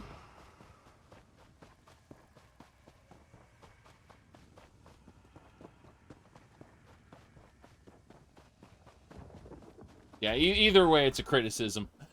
It's like, I think there are no Imga in this video game, but if there are, it's such a pathetic showing that it still merits the criticism. Alright. Let's go this way. Research. All I want to do is research. Why do I always end up in life or death situations? Either in Darwin's Cursed or I am. Shades boiling up from the ground? What next? Trolls in heat? Oh my. Maybe next time. What happened? We were excavating for artifacts when Dominion soldiers showed up, demanding we turn over anything we'd found. And Darwin showed them what we had, but Lieutenant Urian insisted we work faster. No protocols, no safeguards. Why? I have no idea. The Mages Guild has procedures for a reason. Not that the soldiers listened. We found an ancient scepter made from bone, but before we could properly contain the artifact, one of those idiots grabbed it. Okay. That's when the shades appeared? That's right. And if it weren't for you, I'd have joined them. I'm heading back to our base camp. You should speak with Darwin if you think you can help sort out this mess. You can't be any worse than Lieutenant Urian. I'll keep that in mind. Looks good. Don't see any problems. Give me a second to make sure everything's set up properly. Okay, good. Let's go. Gonna jump over this, and we're still invisible. Excellent. Oh, this is a base camp with nothing bad here. Just a Jade Dragoon who's hurt, who refuses to deal with Monstrous vampires? We should head to Eldenroot. The Mages Guild will want to hear of this mess. I'm sure, but... You'd best take care. Okay. Hello, sir? The Mages Guild has no record of shades haunting this location. Where did they come from? And what do they want? I don't know, but we'll find out. Hello there. I appreciate what you did for the Acolytes. They weren't prepared for any of this. I'm relieved Calamond is safe, but don't tell him I said that. Alright. You found an artifact, though? The Bone Scepter? Yes, it's in my pack, just outside this tent. Right. Well, how about instead of noticing me, looting your stuff, you forget I was here. God, that guard sees me. Okay, I can't actually get any stolen goods. And he's facing this way. Oh, wait, that's a player. Doesn't matter. Players don't report criminal actions. Yes. That'll do it. Let's check out the pack. Let's talk. That Bone Scepter is the only thing of note we found. There's no end of trouble since we pulled it from the ruin. It's not dangerous, not directly. What I mean to say is that holding it won't rot your hand off. At least not immediately. Oh. Well, the long-form curses are usually the worst. But, tell me what does it do? It summons all the shades, I suspect. It certainly doesn't control them. Not that I found anyway. Although, the markings carved into the scepter are all Aliad, for Pale Sentinel. Could that mean the creature at the heart of the ruin? Maybe you have to hold the staff up in the air and say Klaatu Verata Nikto. But tell me about this creature. It's the only shade we've heard speak, though it mostly just wails. It is rather pale, come to think of it, and the scepter works obsidian into bone, which is an old form of necromantic control. Say, would you care to help prove a theory? You know what's funny? According to the original lore, necromancy is the earliest magical science, and simultaneously, Manny Marco created necromancy, meaning that the peoples of Tamriel were first exposed to necromancy by or magic in general, by Manny Marco. It's all very contradictory. Cheers, by the way. What do you have in mind, lady? If that shade is in fact the Pale Sentinel, that Bone Scepter may have some control over it. And if it's directing the rest of the shades, perhaps you could force it to stop. Besides, we can't allow Telekar's ancient traps to remain active. Not this close to Eldenroot. Tell me about Telekar. He was a necromancer, one of Manamarco's most talented apprentices, but he and his wife Vestari eventually left Manamarco's tutelage. Why is that? It isn't entirely clear.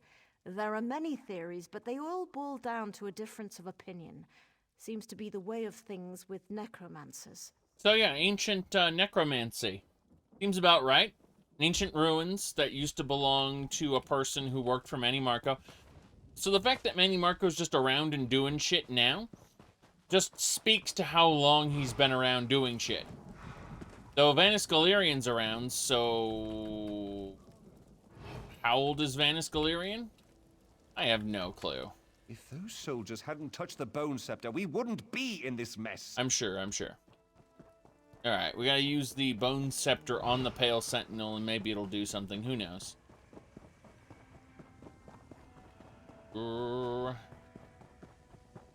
Hey. What do we have? Leave this place. I won't let you wake him. Really?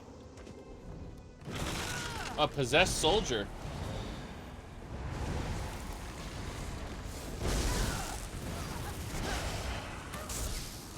I won't let you wake him, the kid says. What's going on? The Bone Scepter. No, please, don't wake him. What is it, kiddo? Most kiddos are usually voiced by a female voice actress. Okay. Hello. Stop! Don't make me go back. I was so close to escaping him forever. Yes. Escaping who? Telekar. A bad man who sleeps inside these ruins. When he wakes, I'll be trapped here forever. I'll do everything I can to get away. I see.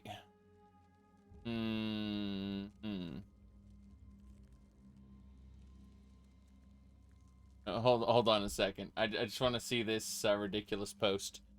Hold on. Ahem. Eat a 12 gigabyte mod, you barely stable video game. There we go. Okay, that's a good one. Let me see here. We missed? Yeah. So, why did you attack the Mage Guild and its acolytes? I did not. Telekar's servants hurt those people. They don't like you if you aren't from here. When he wakes, he'll control them completely. Just like me. Why should I trust you? The Bone Scepter holds power over Telekar's monsters. Over me. I can't lie to you. Besides, lying is wrong. Who are you? One of Telekar's victims. But I don't have to be. If you can free me before he wakes, I'll leave. Then he'll go back to sleep forever. Alright, so, yeah, I'll do what I can to set you free. Hooray! Follow me inside the ruin. We don't want the Shades to hear us. They're his spies, you know. They don't have a kid model for the ghost? Yeah, but remember, this is an actual ghost. Remember what Skyrim does. Skyrim doesn't even have ghost models. Skyrim's like, hey, how about we just use regular models and then give them a translucent effect? Alright, I'll follow you inside, which I'm not going to do. I'm actually going to go check out that dolmen, because I haven't conquered that one yet on this character, so the fact it just activated means I should go pay a visit and scratch my nose a lot. Now, let's go. Hopefully we get there in time. They can't actually kill the event in time. It's paced in a way that won't let them. In fact, they haven't even started yet. I suppose... Oh, goodness. There are more people going to perform the ritual. Why it was down then. Weird. Okay. Let's kill these bugs. Maybe there'll be players at it. At that point, then. Who knows?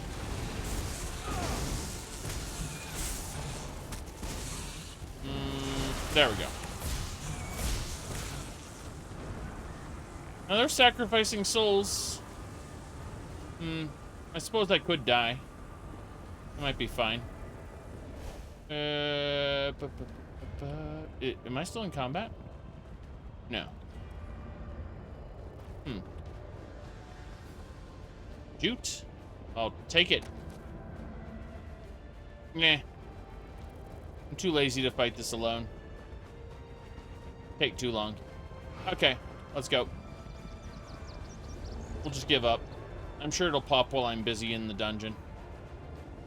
That's okay, though. Check one more time after we loot this. But yeah. Oh, there's a player fighting him. Okay. I'll go over.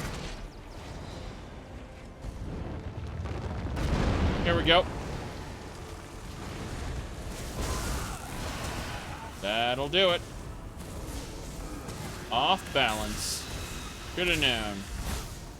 Give me your souls, please. Thanks. They're yummy. Good. That'll do it.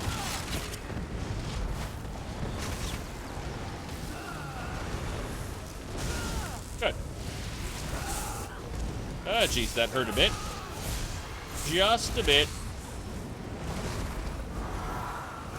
Break that. Who's next?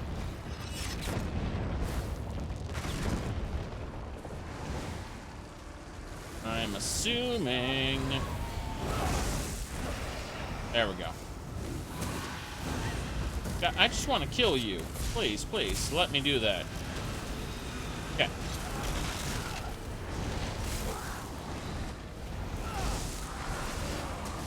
Good, good, good. Nightblades makes solo Thieves Guild and Dark Brotherhood easier? Well, yes. Absolutely, in fact. Considering my previous character was a Nightblade. Yes.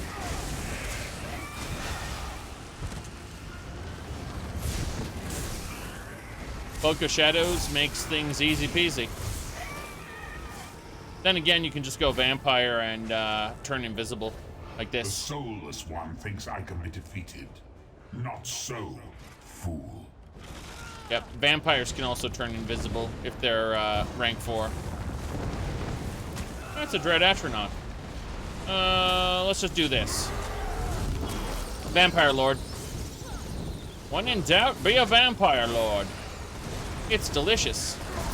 These mortals are strong, but not strong enough. Goodness gracious. It's fine. You're just Marcus from Underworld Evolution, though.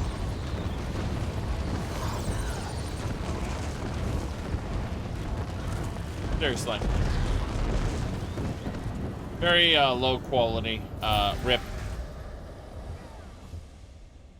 Like they had absolutely no shame about straight up stealing Marcus from Underworld Evolution in Skyrim. Really really shameless, I would say. Yep.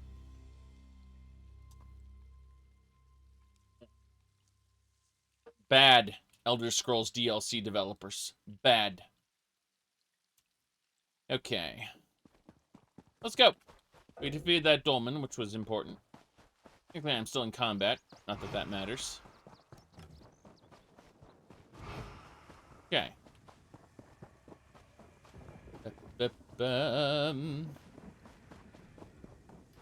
Let's finish the quest we're doing now. I just wanted to make sure we cashed in on that particular dolmen because we hadn't beaten that one yet, to my knowledge. It's nice to beat as many as we can. Stop for a second. We're tired. When I say stop, I mean slow down. Ugh. Skeevies. Just gonna kill the skeevies.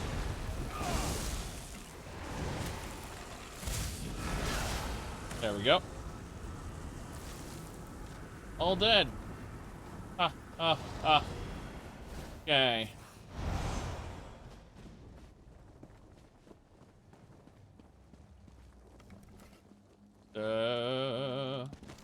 Vampire Lords are actually terrible and ruin the whole mystique of vampires. Like, werewolves and werebores, and they were werebores from Elder Scrolls 2, by the way. Were supposed to be the over-the-top transformation. And then if you wanted someone who's supposed to be subtle, using powers, you know, sneaky-like, that was supposed to be the vampire. They, like, Dawnguard, someone watched Underworld Evolution and said, let's give them a transformation too and make it cool like Marcus. Thanks, Skyrim developers. But remember, they didn't really think about the implications. They, the people who wrote Skyrim, after all, were... How do I put this? What's the story with Bethesda stories? How do we make our stories? KISS. Keep it simple, stupid. This is my own personal rule for myself, right? Keep it simple, stupid. What does that mean? When I'm coming up with a story for a game, I like to concentrate on strong central themes. You know, Skyrim.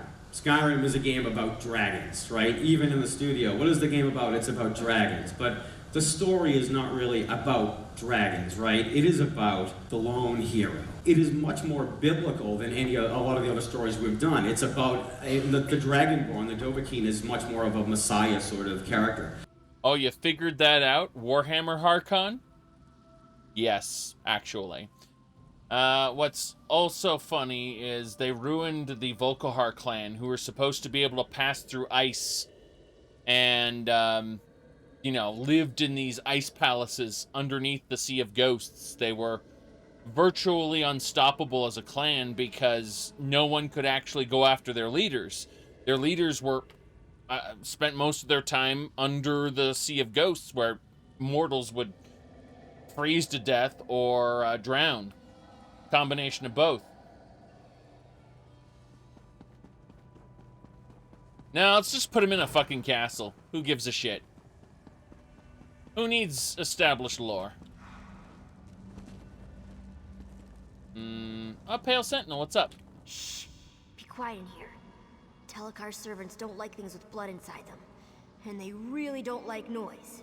How can we keep Telekar from waking? There's a big sparkly door inside the Constellation Room. It's this big lock Vistari made, to keep him asleep inside. She doesn't come around anymore. I think that's why the door isn't so sparkly. Who's Vistari? Telekar's wife. They fought and fought, because he was a bad man, and she was a good woman. But she thought she could change him. When she realized he'd always been bad, she locked him in here. But the lock grew weak, and now he's waking. How do we reinforce it? Vistari left 3 of the things we need in special rooms around the ruins. The 4th is stuck inside some of Telekar's servants. If you smash them open, I won't tell. But about all the pieces, I don't know how to make them work together. I'm sorry. Where are the special rooms? That's easy. The morning room, the smelly room, and the forbidden room. But don't worry, I can keep you safe. We should just go there. I'll point out what we need. How can you keep me I safe? can distract Telekar's servants. Point the bone scepter at one of them and I'll blind it. Then you can smack it until it falls down. Don't worry, it's not like you're hurting it. They get back up again, eventually. Right. What are you looking for? Oh, all right. The most important thing is the book Vistari wrote in when she locked the door. We need to find that so we know what to do in the Constellation Room. Anything else? There's an old skull Telekar stole from Menamarco. Then there's a glowy vial. I don't know what's inside, but if you listen real close, you can hear whispers. Oh, and the Milky Rocks. You'll find those inside some of Telekar's servants. When you consumed the skull of Gul'dan, you sealed our fate in this world. Blah, blah, blah. Sealed our defeat in this world, sorry. Oh, it's daytime again. This happens every once in a while. It's daytime inside an interior. Because, fuck reason. Alright, looks like we got lots of servants we gotta kill. That's fine by me. We need Milky Rocks. Should be A-okay. I really don't need the Bone Scepter, kiddo. We got our Milky Rocks. You betcha. Behold, the Forbidden Room. I come here to think sometimes. It's where Vistari left the book she wrote in when she put Telekar to sleep. That's fine.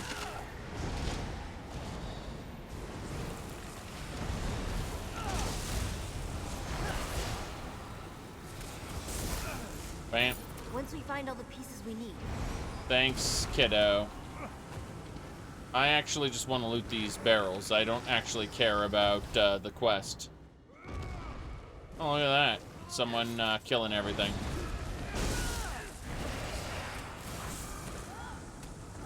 There we go.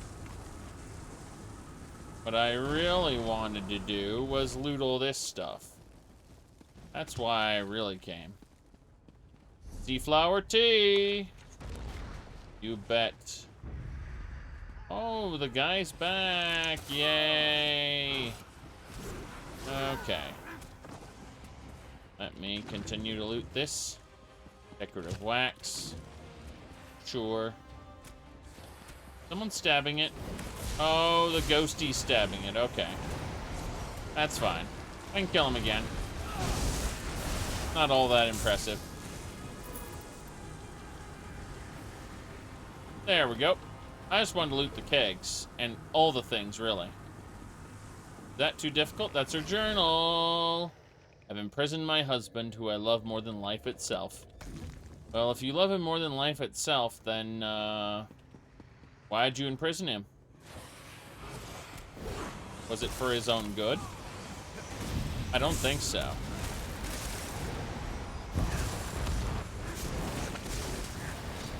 I suspect the more than life itself is just a metaphor and you don't actually love him that much. Just pretend that you do. Maybe you got a mild ache and you think, oh, it's because of love. Alright, let's see. Kind of zoom past these guys. Because we can. This way. We don't have to fight everything. I don't like the moaning room. All the servants used to live in the cages. But Vistari brought that old skull back here. I'm sure of it. There is the old skull. Just like you said.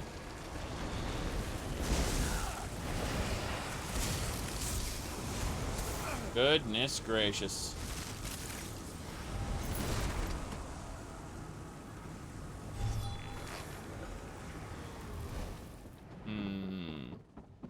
Life itself is an insurance pay. Oh no. Oh no. Don't say that.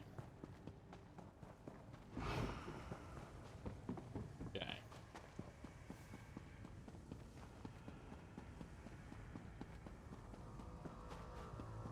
Down we go. The smelly room.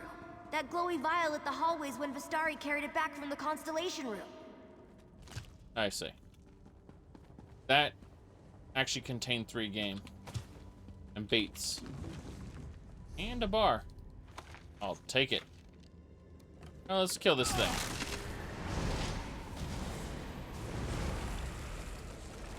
Good enough.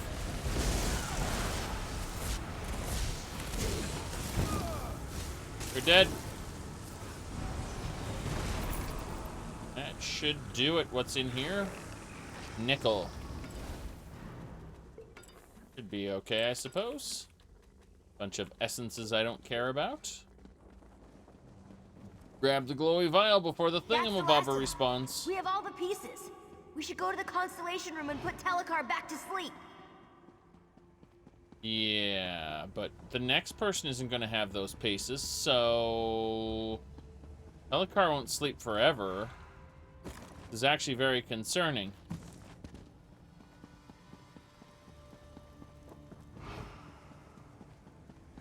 Like, you basically delayed it until the seal starts breaking again. Again, very concerning. Constellation room. What do we need to do? Place one of the keys on the altar? Oh no! The book. Milky Rock. What's the Milky Rock? First of all, the glowy vial's got to be a mage, I imagine.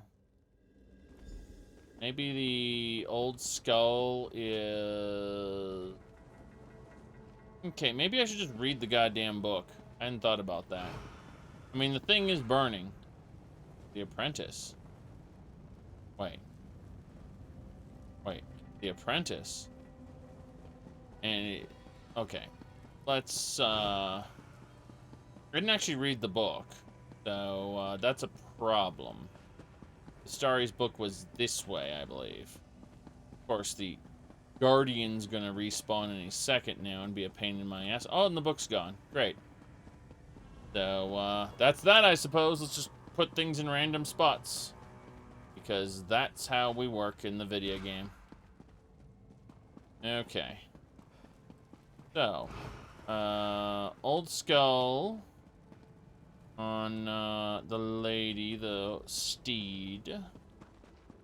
The old skull go. The snick, I'm gonna give the Milky Rock. Oh no. Do I have to fight something because I placed the Milky Rock on the ritual? It's a skull on the ritual, isn't it? Pretty sure.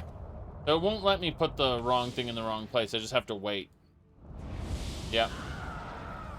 Ah! Don't put the wrong thing in the wrong place. Please wait. Milky Rock, Atronach. So I guessed right with the vial on the apprentice. That's pretty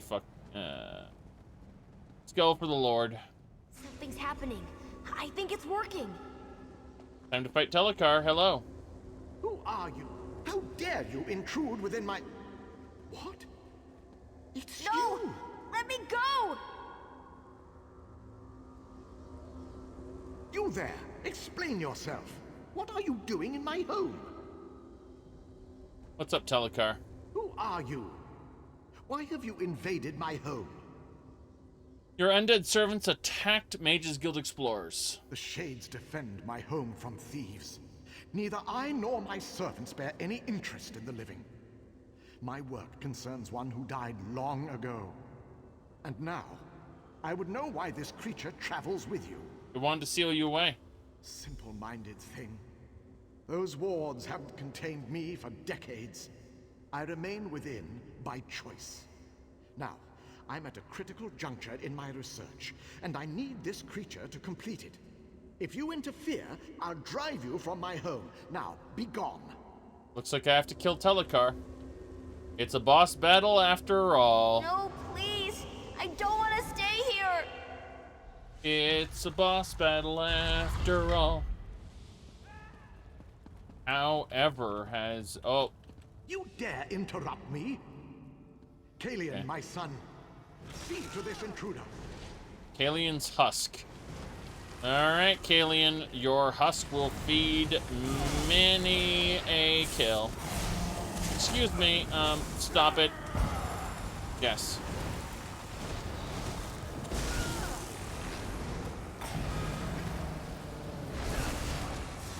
You're dead. Damn shame. Let's read some books. A hero's weapon. Nope, don't care about any of this. Let's head on into the boss battle. Talk to Telekar's projection. Telekar, is there any loot in here? No. Hello. Again, you trouble me at a critical juncture. What must I do to hasten your departure? Tell me what you're doing here. Attempting to restore my son, despite your interruptions. That creature is a piece of him, an imperfect piece. If I reunite flesh and spirit, I can revive my son. Why? He's my son. I'd do anything to restore him to a fraction of himself. With refinement, I can make him whole again. Vastari thought this hubris. If she hadn't left this world, I'd try to make her understand.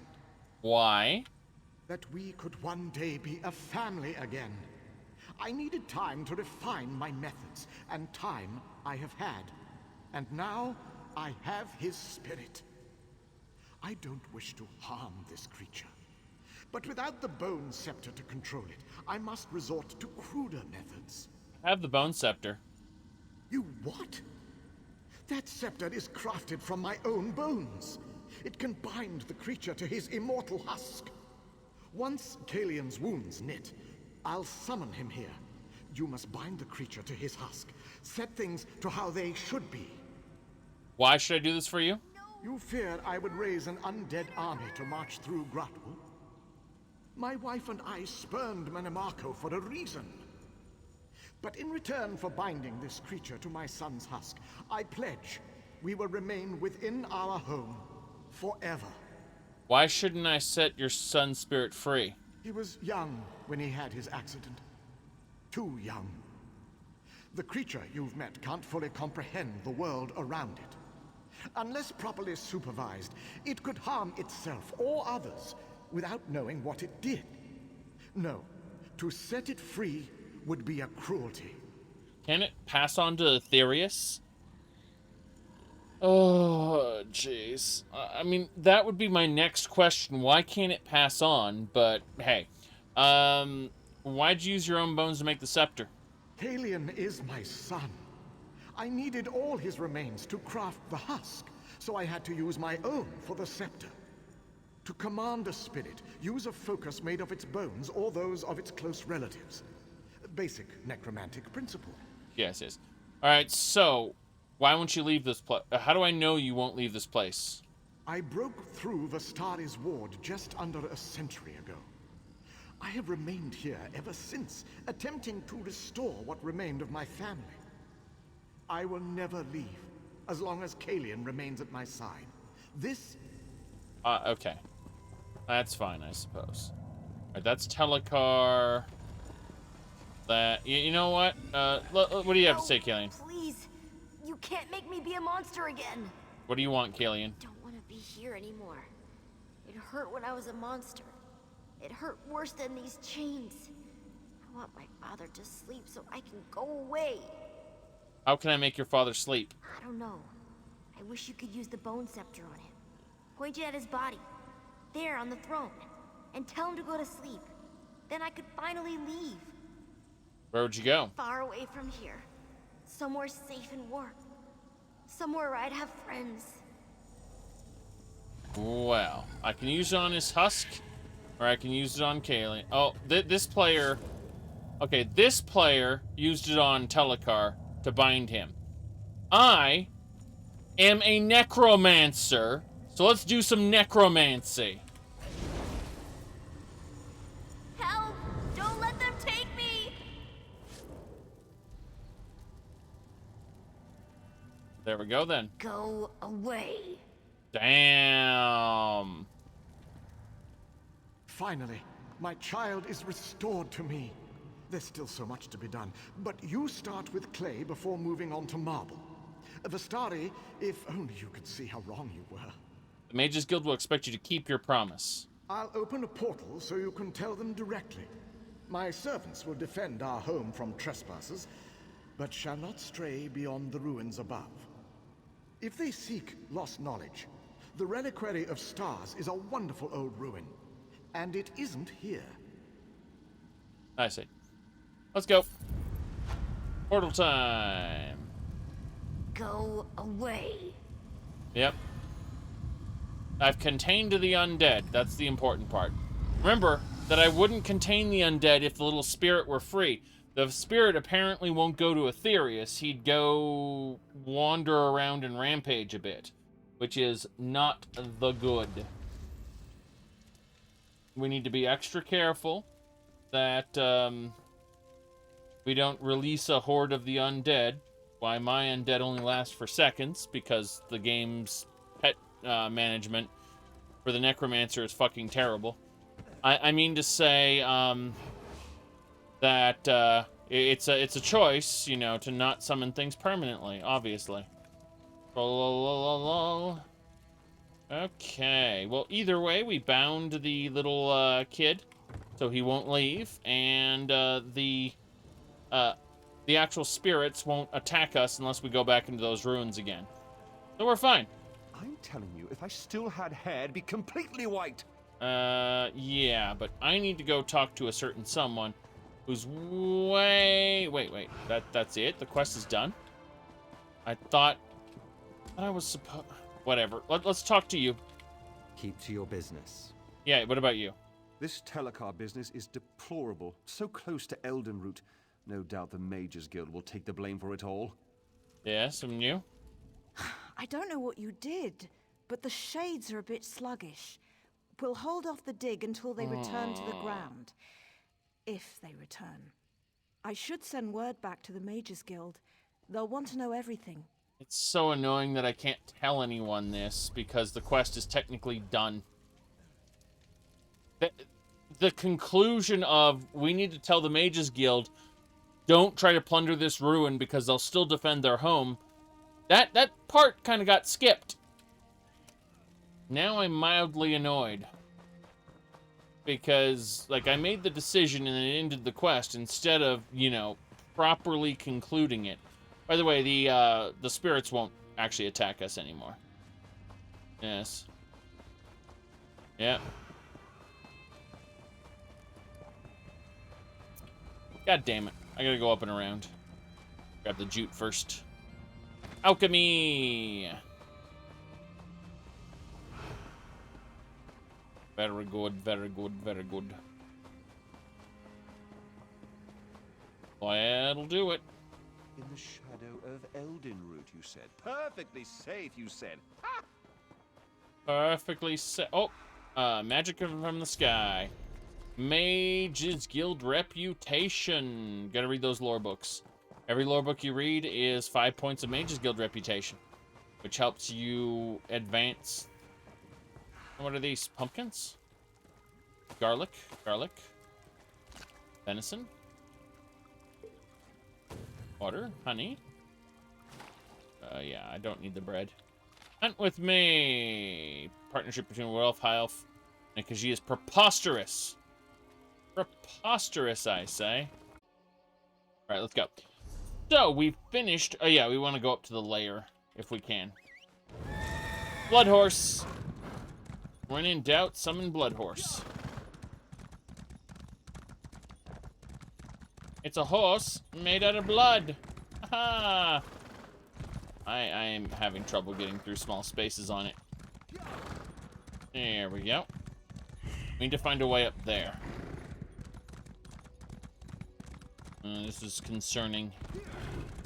I guess we'll have to go all the way over to find a way back up and around. That's what it seems like. Oh, you want the skeletal horse? Pretty sure I can do that. It came with the Fanglier DLC. Yeah. Oh, this is the group dungeon? Yeah.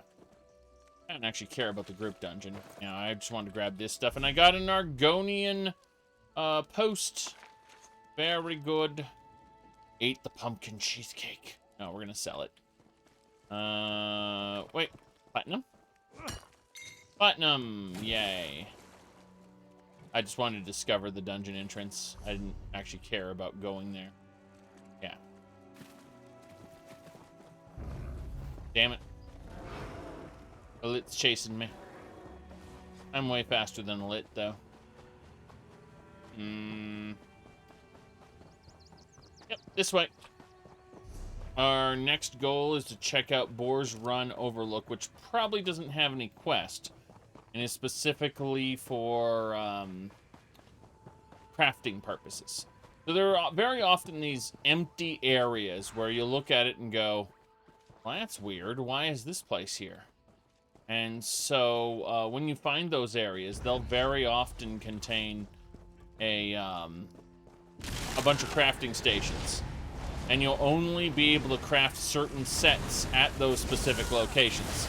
So you'll actually have to travel to craft certain sets.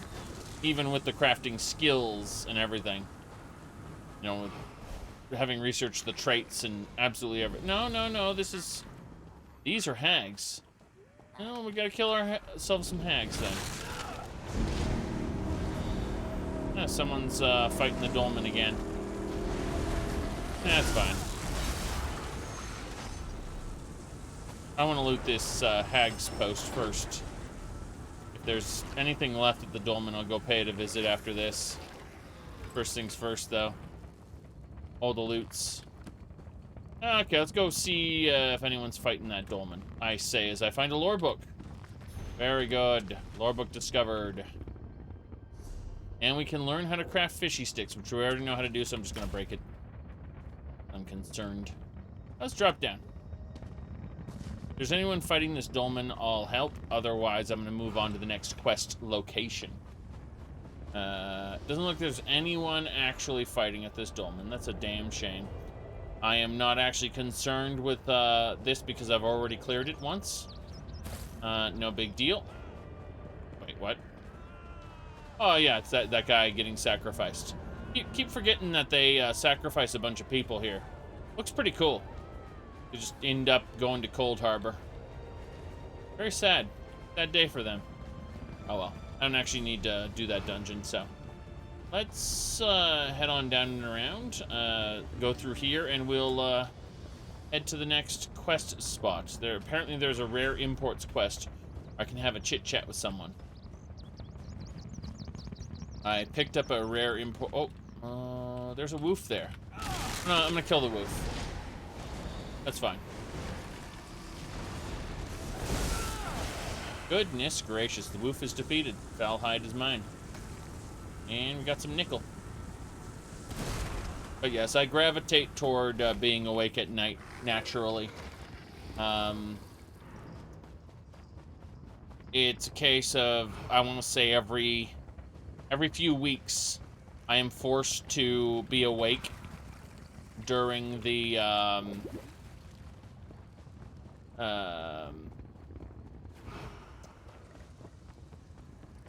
oof, my goodness.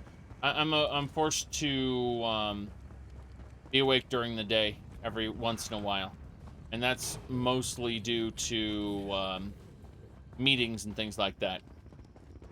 Stuff completely outside of YouTubes and Twitches. Are you guys rare imports? No, I don't think so.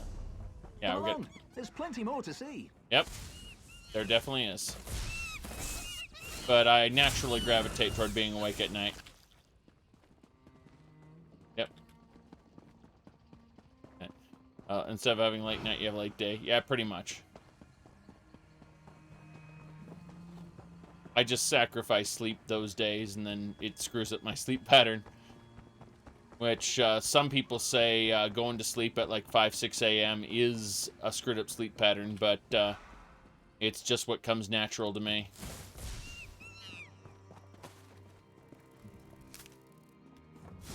My wife knows she can wake me up in the event that I am needed for anything. Okay. My inventory is full. So we're going to talk to Fezes. Unburden your pack at a reasonable rate of trade. Yes, yes? Yes, Fezes. Let's sell you all this junk first.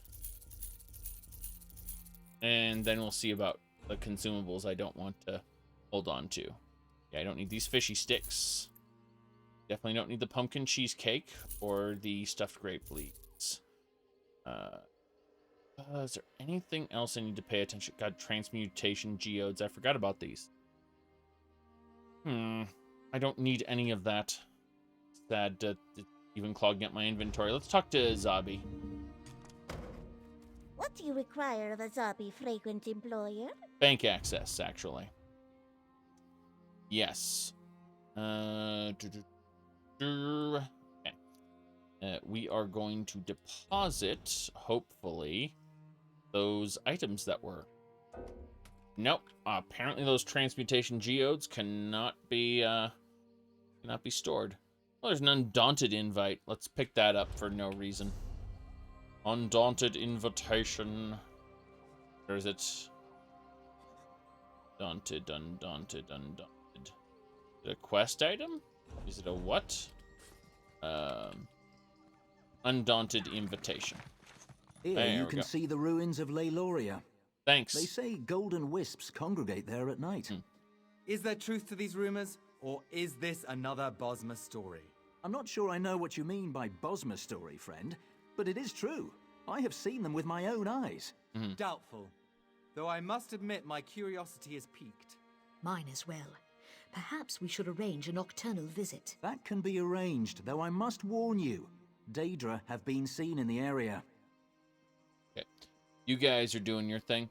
Alright, so too much time on your hands, too little blood. Let's continue on. Coin, purse, just a little light. The solution, come to one of the new Undaunted Enclaves, and we take the pledge. Those wishing to sign the pledge must do the Tome of Undaunted. Yeah. Okay, so this is a quest where it just basically says, hey, you haven't done the thing that we wanted you to do for a long, long time. You're supposed to do this at low level. And you didn't, so we're telling you now that you're max level that you should be doing the thing.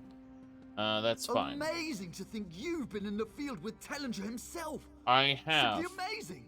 I have been in the field with Tellinger himself. But let's have a chit-chat. You look like someone who seeks to travel while earning honest coin. Would you like to hear about a great opportunity for both of these ambitions? First, let's talk about alchemy. So, an alchemist sign. Oh, that goes in your home, isn't it? Yeah, it's a sign for your home that says you're an alchemist. Okay, that's really dumb. Sell. We're actually gonna sell the crusty bread we don't need, and then the cloudy poison stuff that aren't crown items. They're just things we need to get rid of. We also don't need any Friday night infusion. That's terrible. So is this. Yeah, we're not going to have a painting of autumn in our house, so go away. I know some people be like, oh, that's expensive, you could sell it. Nah, I don't care. That's about it then. Yeah, that's about it. Let's have a chit-chat with him about his quest. You look like... It's simple, really. I need someone to travel to Redford Trading Post and inquire about my lost shipment with Arana Kane, the customs clerk.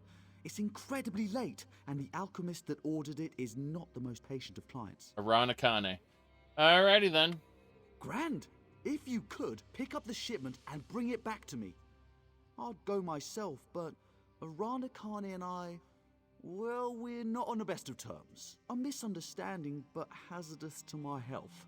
Tell her you're there for Tree Shade Imports. Alright, if I find the lost shipment, I'll bring it back to you. The customs clerk in Redford Trading Post should be able to help you locate my shipment. The client is not a patient woman, so do hurry. Yes, can't wait for Arana Kane to hate me too. Let's go. What a name, Arana Kane. Monkey! There are more of you. There are more of you. Okay. Let's check out this forked camp. I want to see if there's anything over here. Yeah. Stop trying to attack me, creatures of the night. That's a spurter. We need to kill it.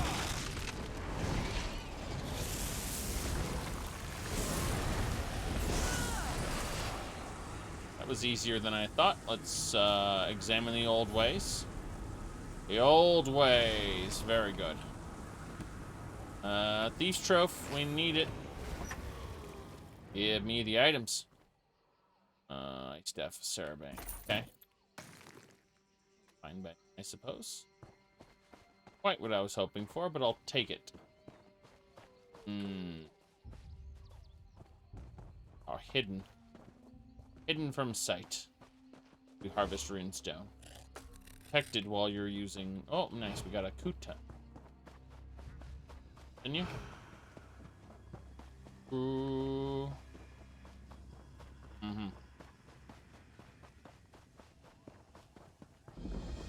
Good.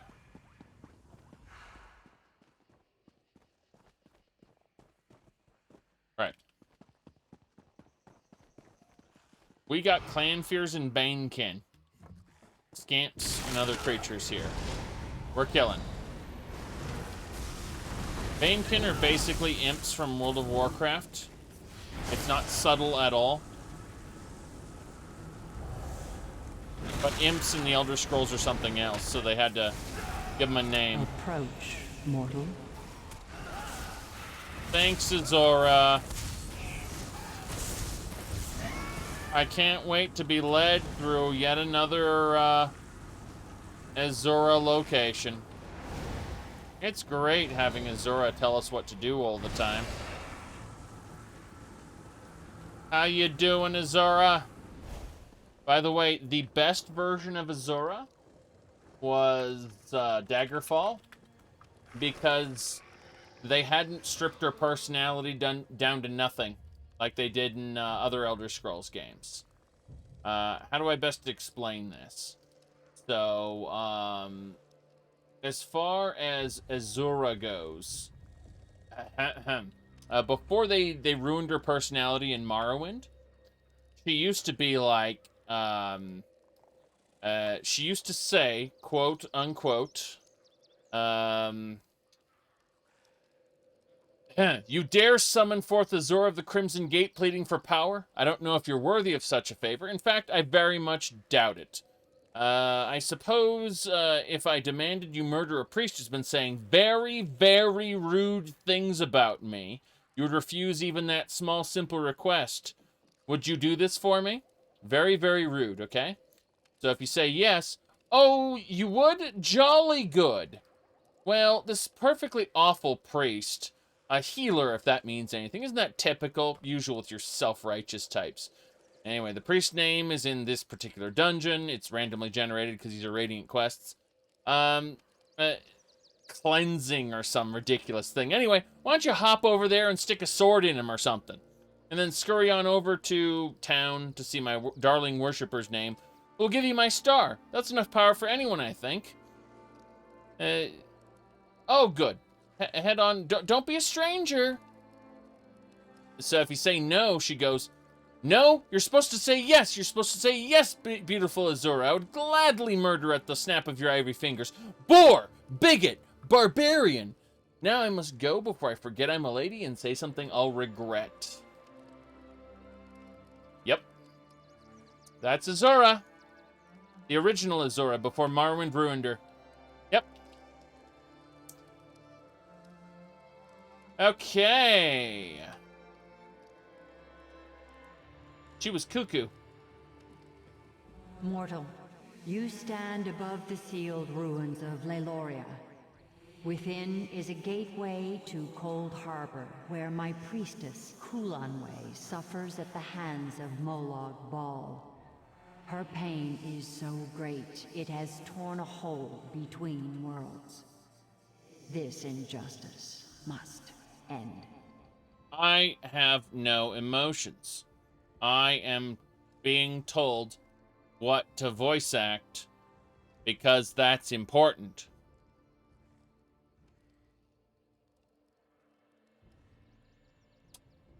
William Shatner is a better actor than me, at least as he was written in Star Trek. And that is terrible, because he is a terrible actor in Star Trek. But you can see the writing I've been given as Azura is awful.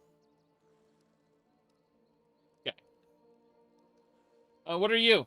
I am the Daedric, Prince of Dawn and Dusk, who weeps for Kulanway's suffering. I am the Mother of the Rose, who sealed Leiloria away from your world. I am Azura, mortal, and I would have you end Kulanway's endless torment. How can I do that? Long ago, the wizard Vastari came to Leiloria.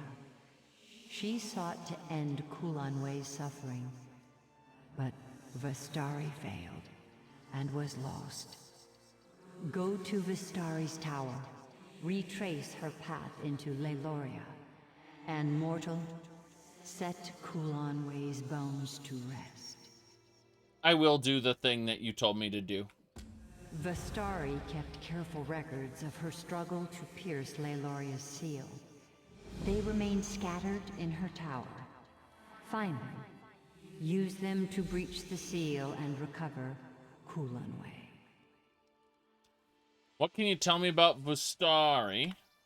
A powerful wizard who built the tower behind you. She studied Leiloria for years, always patient, until finally she found a way through. But despite her preparations, Molag Bal's servants overwhelmed her companions. She was forever lost. If you sealed Leiloria, why not open it for her? Leiloria is the mouth of a bottle that floats through Cold Harbor. My seal is the cork. Should I release the seal, Molag Bal's servants will pour into Leiloria until they have nowhere else to go but here. Vistari found a way to slip past the seal, as must you. Tell me about Kulanway. Kulanway was the most beloved of my servants. Her voice bent the world to her will, yet she used her power for selfless works until she was taken to Cold Harbor. Molag Bal made her song of pain last millennia, but in his distraction, you will recover her. Now, remember, I am not insulting the voice actress who plays Azura, because they have, in fact, done Azura badly through multiple voice actresses. What I'm trying to say is that, actually, how many people have voiced Azura? That's a very good question. No, it's the writing. Keep it simple, stupid. Let me see here. Technically, Morrowind wasn't done under Keep It Simple, Stupid, but God, is she plain. Anyway, let's see here. If anything, go read Azura in the Box. Now then, let me see here. Dora voice actor, Raina Strober. Wait, that's not right. That's Fire Emblem Fates. That's not right. Skyrim. Okay. Linda Carter, Oblivion.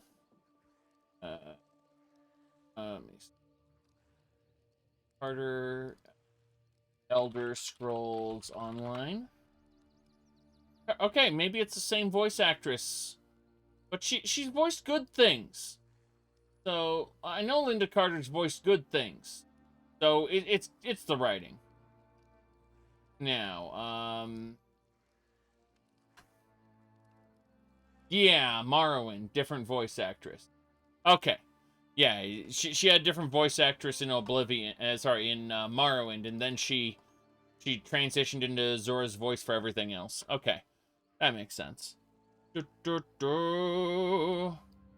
Yes. Okay.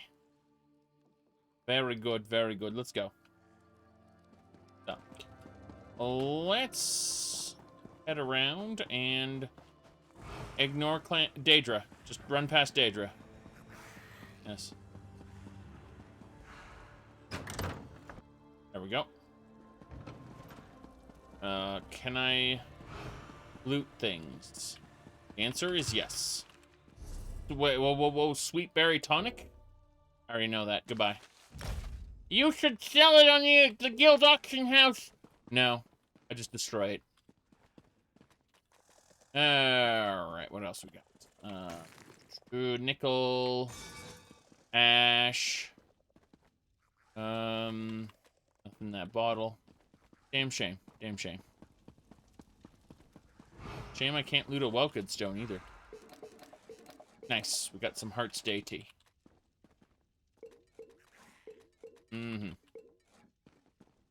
Okay. Ooh. I'm debating what I want to do. I need to get rid of these 5 lockpicks that are not worth selling. If I sell those by accident, I'll be very sad. Probably angry. I'm looking at this drink, and I think that drink is worth a crown gem. Sir, I must have crown gems. Fortune favor you, my friend. Pakruti can see a lucky aura around you today. He is sure you will get something good. And all you need is a crate. You can purchase. May luck follow you. All you need is a crate. You can purchase it in the store. Please purchase crates in store. Please. The monetization is mandatory, even though we charge people for chapters, or, you know, DLC, all kinds of things. Ooh, a tablet. Don't look at it directly. Got it. Nothing there. Subscriptions. Yep. That's okay, because we can make more money. Why shouldn't we make more money off people if they're willing to spend it, right?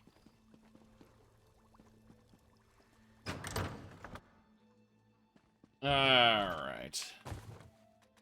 Let me see here.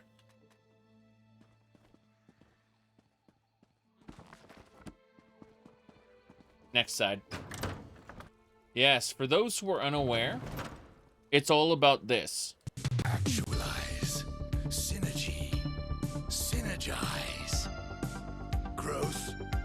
Profit. Growth. That's right.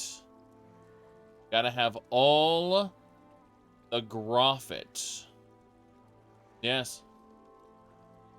Let me see here. Could have sworn there was another one. No, I can't find the we've got. Oh, I found the we gotta have money then. Hold on, let me put it next to Groffit so I can hit it whenever I want. We've got to have money. Good.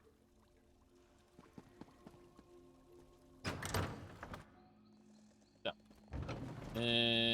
What else? Nothing. Yeah, there's nothing there.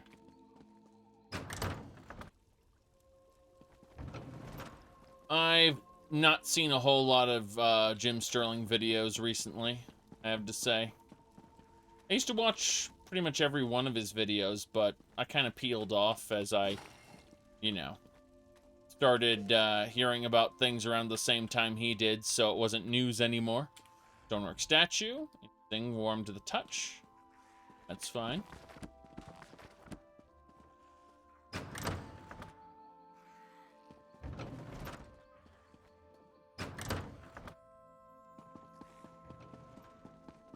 He went off the deep end a while ago? Well, I mean, he's always been off the deep end. It's just, you know, people hadn't realized it. I don't hate him for his politics, because I know plenty of people with a variety of politics. I just don't get a lot of value out of his content these days. Yes. So what? He wants to be non-binary. You know, he says he's non-binary. That's fine. It's fine. I don't mind it. I really don't. This is the mirror I gotta go in. That doesn't bother me at all. Okay, so yeah, we gotta go through that mirror. I'm almost certain of it.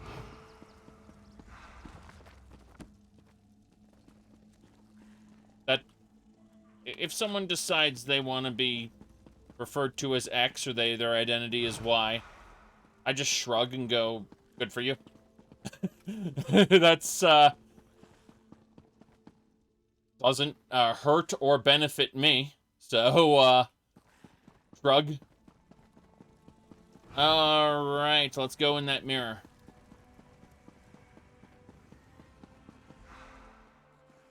Yep. You lose yourself in the mirror's depths. Oh, okay, so yeah, I've got to find one more object there. We got to go upstairs one more time there.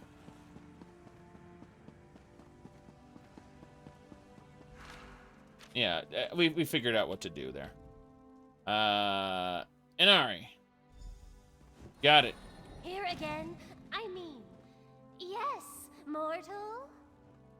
Yes, Winged Twilight, I'll talk to you. Greetings, outsider. As the will of my prince is eternal, I heed your call. Radio.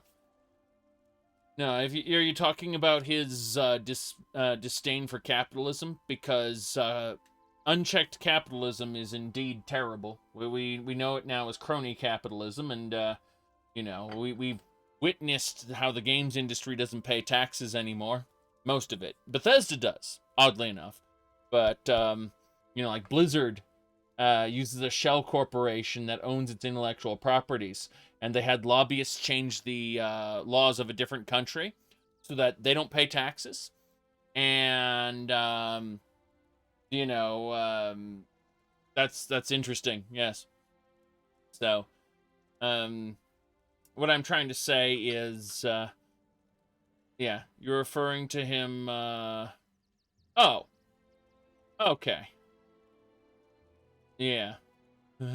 Today's, well, we're not going to talk about how today's capitalism isn't capitalism. We're not going to talk about that today. That's not a topic on our agenda here. Oh, well, yeah. It's very easy to fall into that little hole. How do I put this?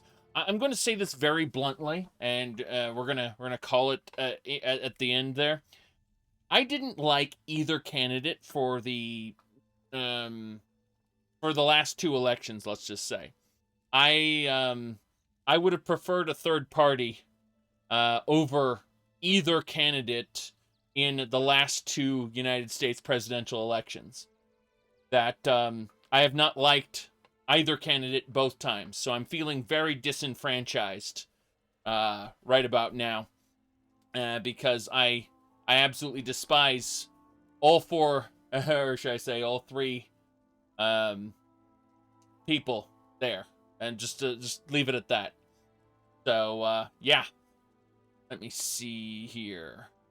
That Activision's IP is registered in the Netherlands, so they technically speaking, Activision makes no money in the USA.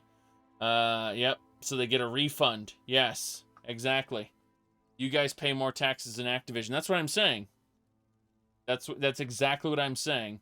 It's broken. Yes. Anyway.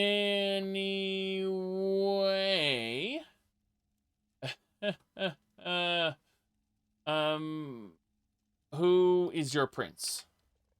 Azura. You know of Azura, don't you? Irai the Fleet, she named me. But that was long ago. This shriveled vessel is but a shadow of my former glory. My wings ache to soar the skies of oblivion once more. How do I get into Leloria? The starry pierced the seal with a relic known as the Twilight Heart. It still stands before the gates of Leloria, bereft of magical energies. You'll need to feed its souls, and with all these Daedra about, you'll have your pick. Makes sense to me. The wizard Vastari kept quite the stock of sigil geodes, which I suppose should do. There are still some around. I can smell them from here. Do you remember Vastari? Of course. She was the last to summon me. Together we opened the ruins of Leloria. She ventured in with her noble companions. I watched them die in a flood of Daedra. It was all I could do to escape and seal the ruin. Vastari's final command. Why are you helping me? Ignoring the fact that my prince's unbreakable will compels me to open the way to Leloria, despite the unspeakably bloody terror to greet you on the other side? Yes. You could be Molag Bal himself for all I know. I'd still help you open the door, Lord of Brutality or not. You aren't him, are you? I like how you can lie and say I'm very disappointed in you, Inari, but no, I'm not. Good, good. I'd expect the Harvester of Souls to be taller. Why would you help Molag Bal? Try waiting in a rock until someone calls your name. Then watch them reduced to a smear of viscera the moment you do what they've asked you to do. You try to find joy where you can. The joy of aiding another, of course. Do you remember Vastari very much? Of course. She was the last to summon. Go away. Alright, let's grab the sigil geode. Should be right there. Quite simple to use. Pointed at the Daedra you want to absorb, and the sigil geode does the rest. Right. Goodness gracious. Very good, very good, very good. Okay.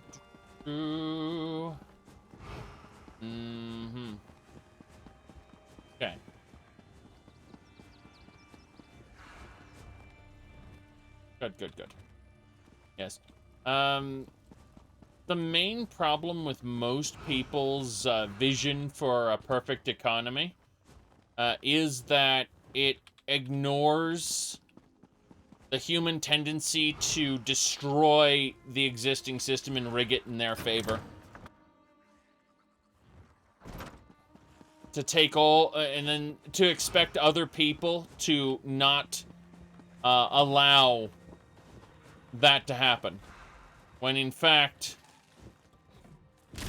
people are very easy to manipulate and will gladly help each other to destroy the very thing that they set out to hold together. Yes. Everyone, yep. Almost all ideologies forget about that. Yes. Not saying it doesn't mean we can't try to be better than we are. Just,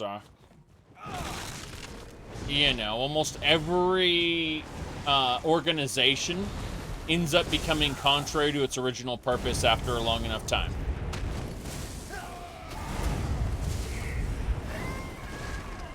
I still haven't filled this. I'm killing things too quickly.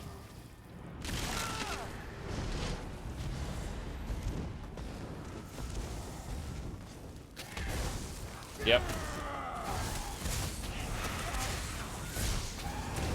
There we go. Oh, got it. Charge is still low. Yes. Okay. Yes, Google actually removed "Don't be evil" from their mission statement. It's true. It's true. They had in their user agreement their mission statement, "Don't be evil," and well, first of all, it's unenforceable, but secondly, it's subjective. It could get them in trouble legally, but it's still fucking hilarious that they did that. Removing "Don't be evil" from their, mission statement. Oof, my goodness. Okay. Banekin can't be absorbed. We can grab the Clan Fear, though.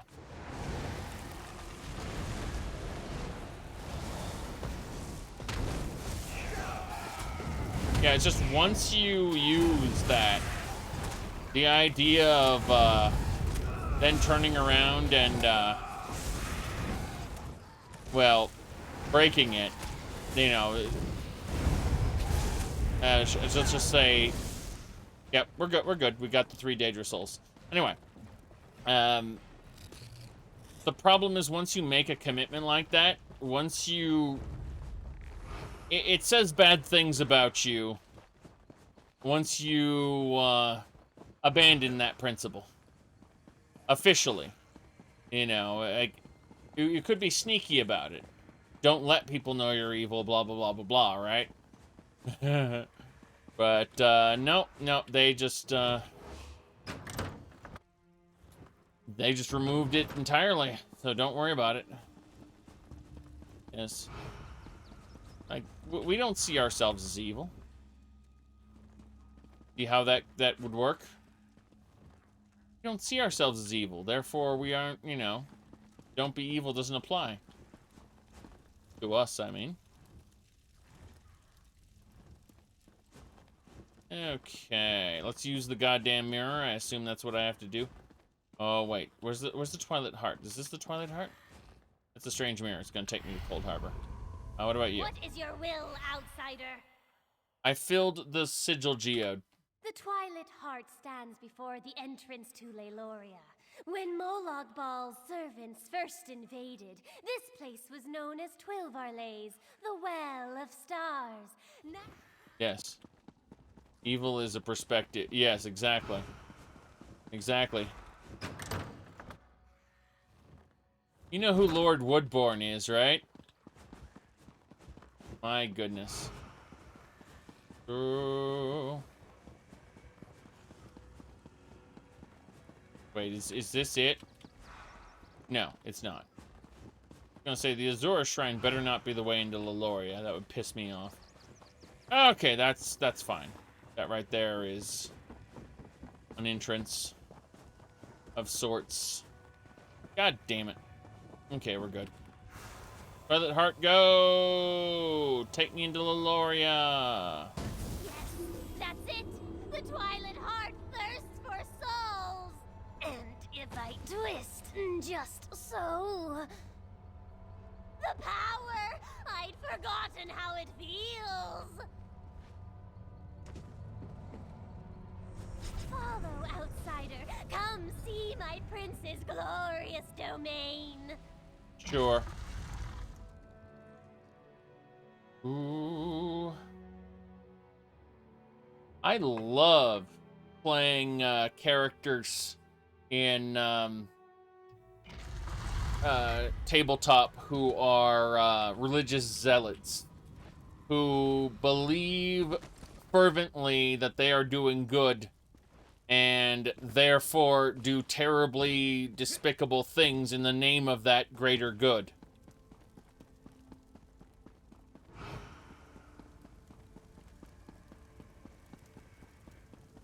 Super religious.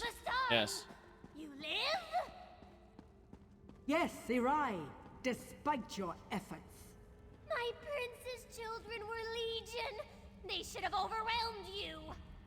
Molag Bal's chattel are nothing to me. Blasphemy! Stranger, if you're a foe to Molag Bal, stand with me. Fools! I'll feast upon your eyes!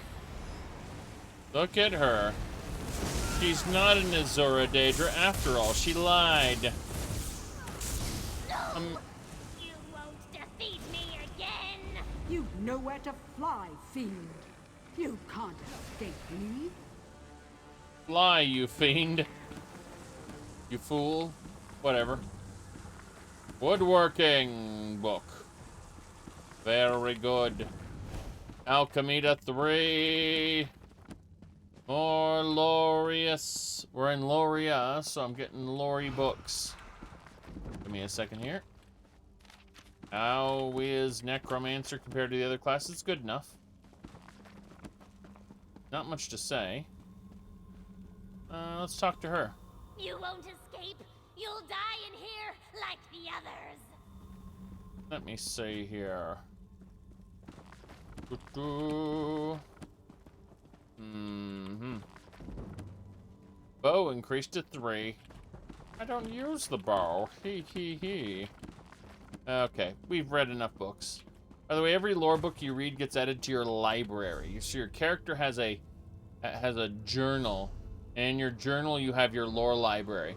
And every book that you read gets added to your lore library, so you can just pull it up right away. And yep. So every book that you read is actually gets added to your menu permanently, and you can review it whenever you want. Hello? The sigil geode? Do you still have it? Yes. Hey. Why? Touching the sigil geode to Arai's forehead will absorb her soul. It's the only way we'll ever leave this place. If she dies outside of that stone, we'll spend the next century counting the tiles in this place. I noted 32,708, but you're welcome to check my figures. Okay, why should I soul trap her? In the depths of this ruin is a portal leading straight to Cold Harbor. We can only close it from the other side. Once in Cold Harbor, we'll have no hope of escape unless Arai is inside that stone. Quickly! I can't keep this up for long.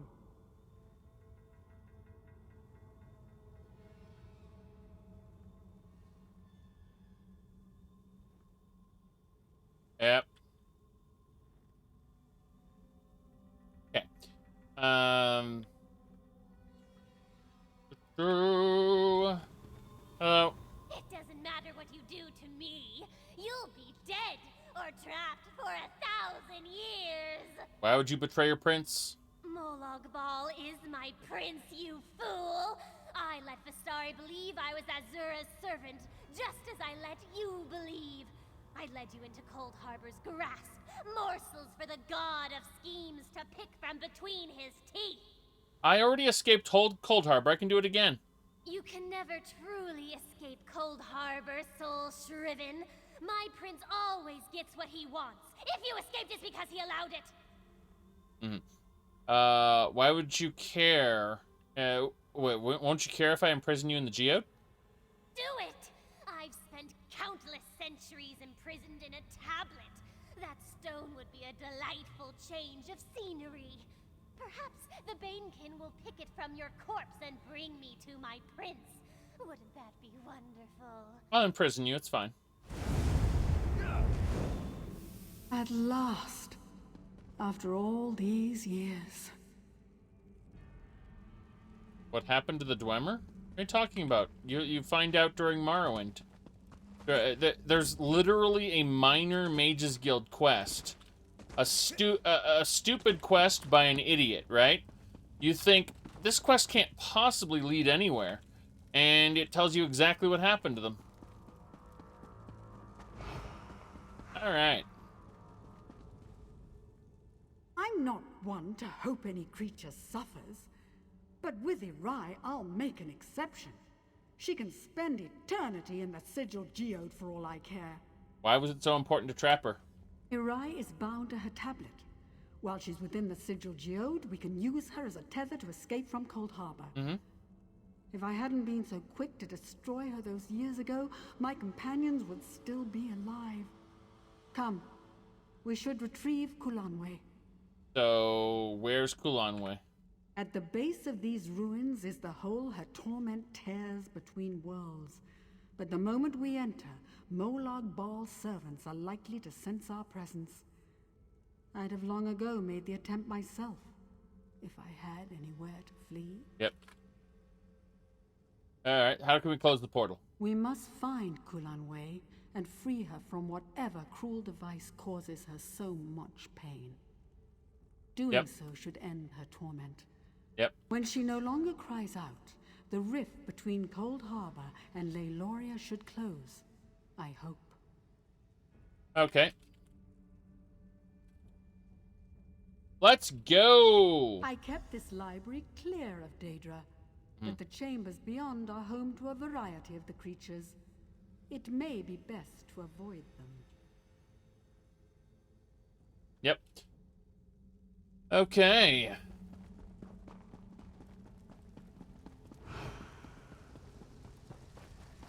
Oh yeah, there are Daedra there. Let's kill him. Here we go. Whoops. Ow, ow, ow, ow. I hate the way Clanfear smack into me. It makes this a pain in the ass. Pain in the ass, I say. Okay, let's kill the rest of these Daedra. Come on, Banekin, get over here. Another Clanfear? God damn it. It annoys me how these Clanfear keep doing their AoEs and things. Yes.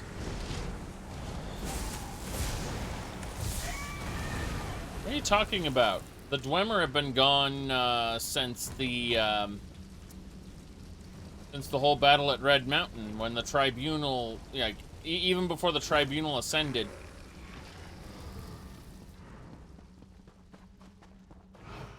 They tried to mess with the Heart of Lorcan, and then they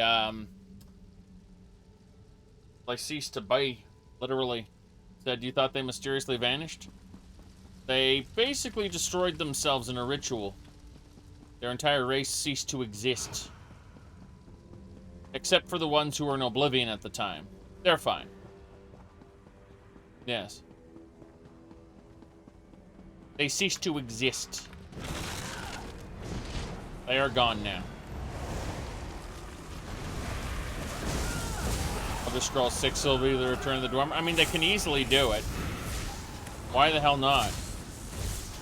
We went back in time, like, we sent Alduin forward in time. Trollololol.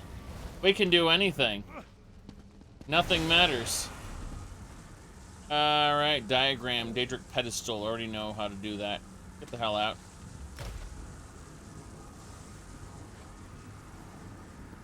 Okay, what do we got? Yeah, I don't actually need to fight these Daedra at all. Let me see.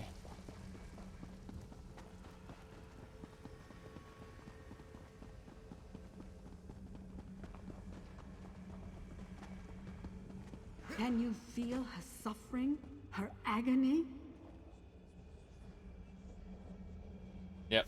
For 1,000 years, her pain tunneled through the void, always reaching for her last memories of a life free of suffering. Right. No more! We're gonna have to fight Daedra in there. That's fine. Yep. Come, we end this today.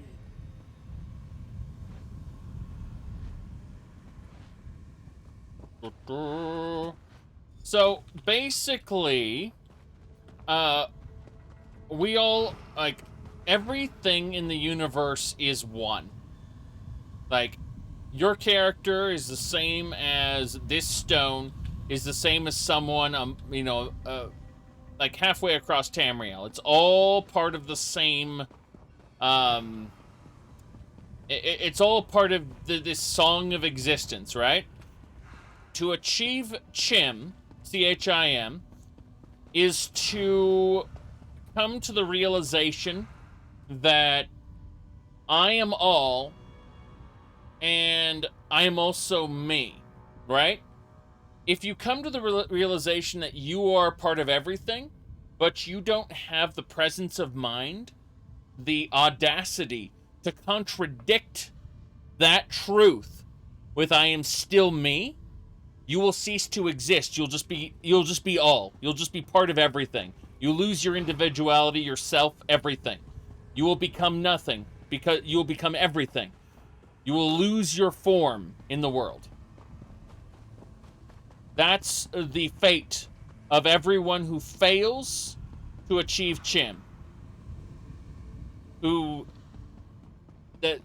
whole concept of Chim is that you are realizing that you are a part of everything, and you are simultaneously spitting in the face of that truth by having the audacity to claim that you are still yourself. That's how I was gonna say that's the lore behind it anyway. So if you were linked to the heart of the world, which is linked to everything else, you suddenly come to the realization that you are all, but you aren't given the time to mentally prepare and realize, you don't have the audacity to assert your existence as an individual. You have that reality thrust upon you. You would cease to exist. You'd become a part of everything and thus vanish on the spot.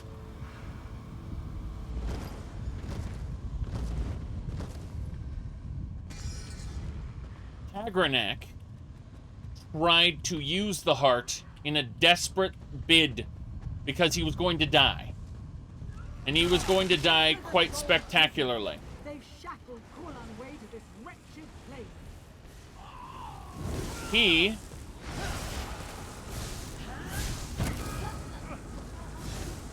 He basically used it without being prepared. He was afraid of death, so he tried to obtain godhood in a last-ditch effort.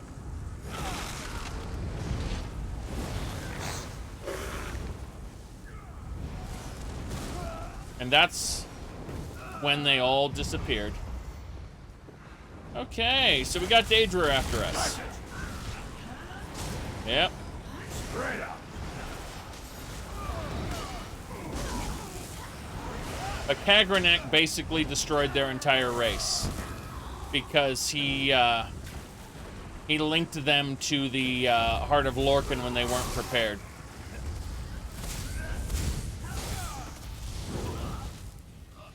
Ooh, imagine being able to weaponize that. Soul Prison, destroy it.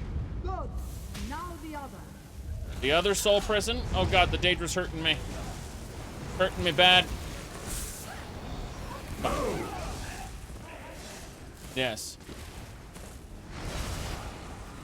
But I promise you this, no matter what truth or lore has been created now, I guarantee you that the developers of Elder Scrolls 6 won't give a shit and will rewrite it to suit their ends. After all, Alduin was not the firstborn of Akatosh. Quickly, free Kulan Way from the altar. Alduin was created by Akatosh was created by Alduin and Ariel. Specifically by the Akatosh worship was created by the Elysian Order. In order to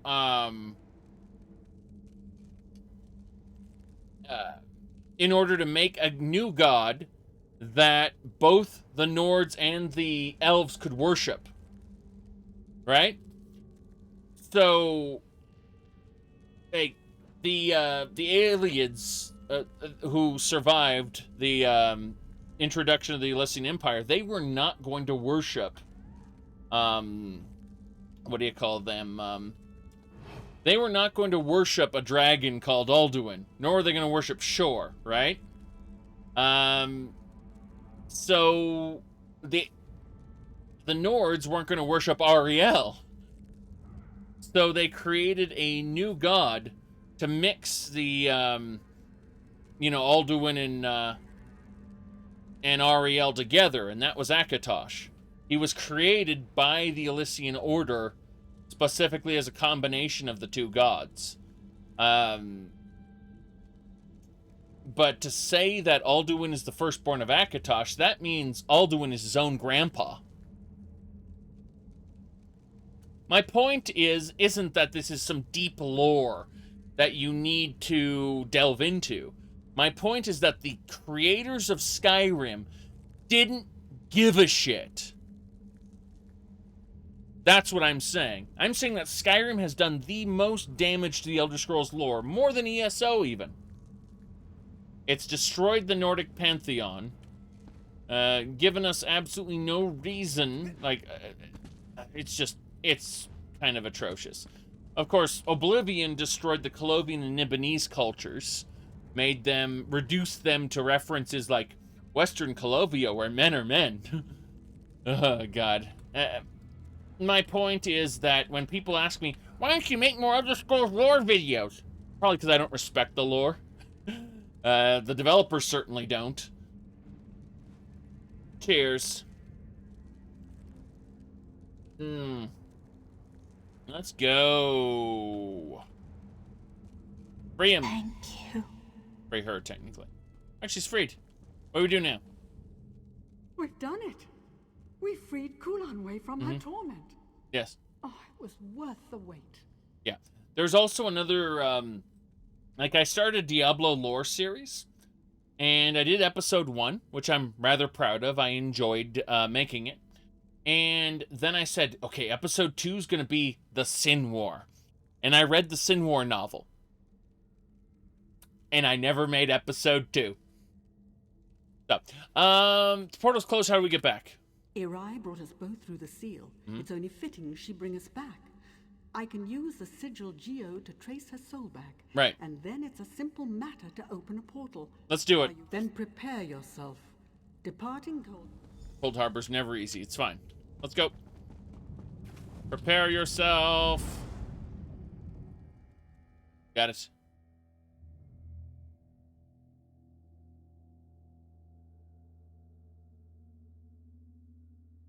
The Sin War, as it was originally depicted, was actually pretty cool.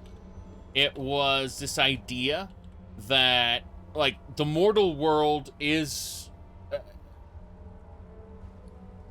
angels and demons in it all the time, and they're fighting in disguise, right? So there are angels and demons that are having this secret war going on that humans don't know about, and that's the Sin War. And it's this really cool concept, and it's an ongoing thing all the way through Diablo 1. They retcon that to be something that happened a long time ago. And it's a terrible, terrible thing. Terribly written, I mean. All right, hello. It is good to stand beneath the sky once more, to feel the breeze upon my skin. And I wouldn't have made it here without you. My home is always open to you, should you care to visit. Ooh. Yep. Okay.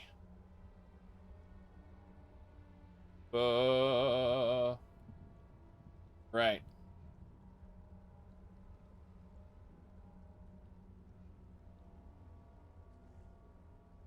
Ooh. Yep.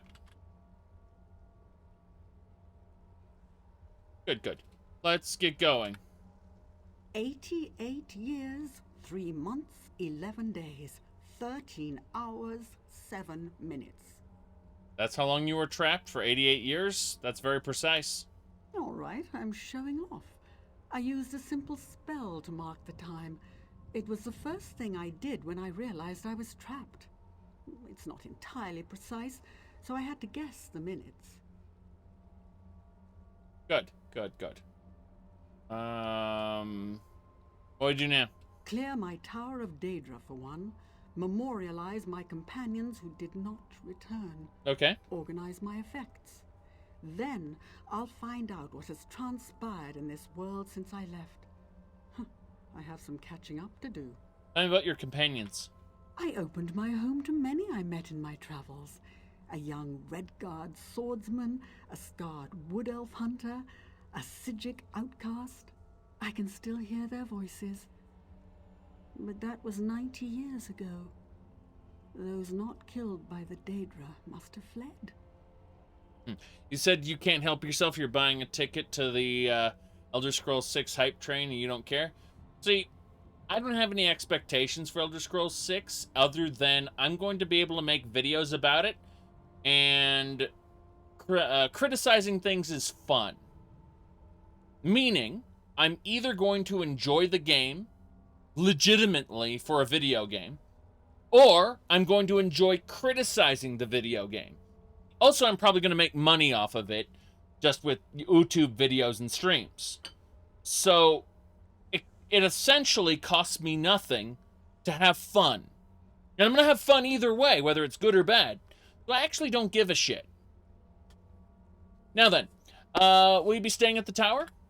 For a time, though I expect my attention shall be drawn elsewhere soon enough. Mm-hmm. There was something different in Cold Harbor. The air was a little too full, the fires too bright. Speak as if you've been there before.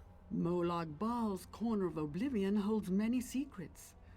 I plundered several from his halls a lifetime ago. Did you know? I did it to impress a boy. What a fool I was. Yeah, okay. Was that boy worth traveling to Cold Harbor? Telakar. A powerful mage. Brilliant. Always focused upon his work. Hardly striking, though such things never mattered to me. It took my escapade in Cold Harbor to convince him there were adventurous women outside of his books. We actually... That was long ago. Yeah, have you been to the area of Telakar? I have. Why do you ask? I found your journal. Then you know the tale it tells. Did you find anything else? I met the spirit of your son. I hoped that wretched thing would fade away. It was a pale shadow of my son, nothing more. Kalian died so long ago, but my husband couldn't put him to rest. You didn't meet my husband, did you? Actually, Telakar convinced me to reunite your son's spirit with his body. Then my husband and my son are both truly lost. What do you mean? Telakar never understood the dangers of such a process. Binding a soul to a body is no simple task. He owns a puppet that answers to our son's name, a mockery of who Kalian once was. Forgive me, I don't wish to speak of this anymore. Okay then. She's done talking. Mike is done talking. What? This way! Ignore Daedra. I am invisible. That's right. Vampiric invisibility. Who gives a shit? Howdy Azora's shrine. Place the bones before Azora's shrine. Kulanwe, beloved of the Wild Ones, my priestess returns from the clutches of Cold Harbor at last. The Lost is here as well. So I have seen. A mortal has managed what the eternal dead could not. Anything else I can do? Much when it is time.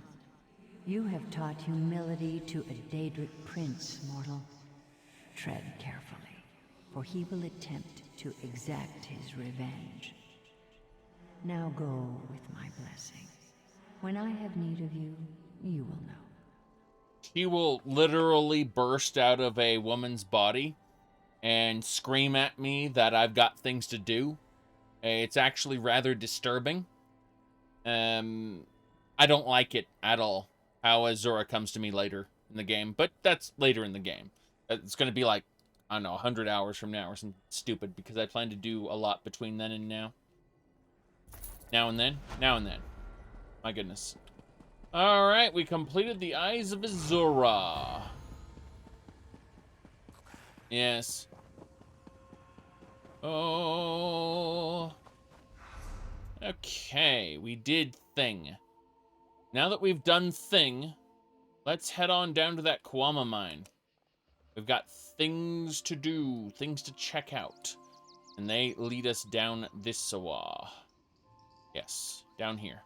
We're going to go for Regine's Mantle, which is actually a big deal. I seem to remember this quest. I love the idea of Regine the Thief God being, referenced multiple times in this video game. Unfortunately, I'm also, very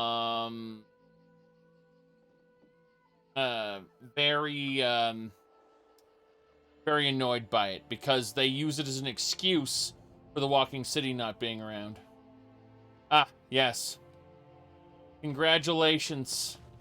You sound as obsessed as this one guy who spent paragraph after paragraph trying to explain to me how the Dwemer were actually a part of the their automatons. Like, there's a reason the Dwemer automatons had soul gems, because they're actually still alive inside those automatons, being linked through a kind of a hive mind.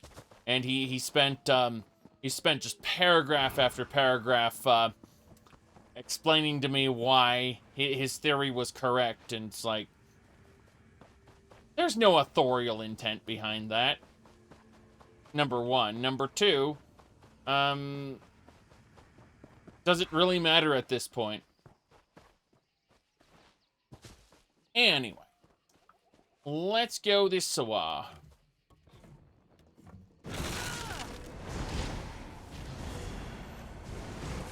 Souls don't carry sentience. They should, actually. But theirs don't. Lol.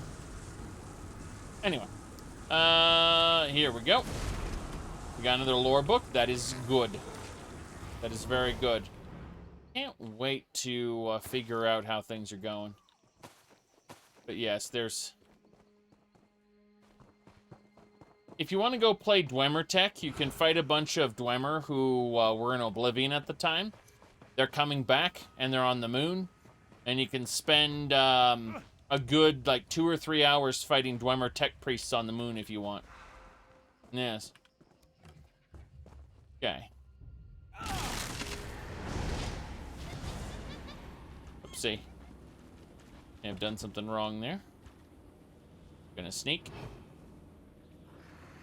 Don't need those bracers. Waste of time. Exactly. We all want to talk about Molog's balls.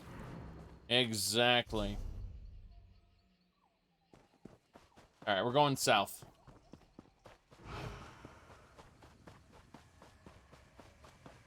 We're invisible.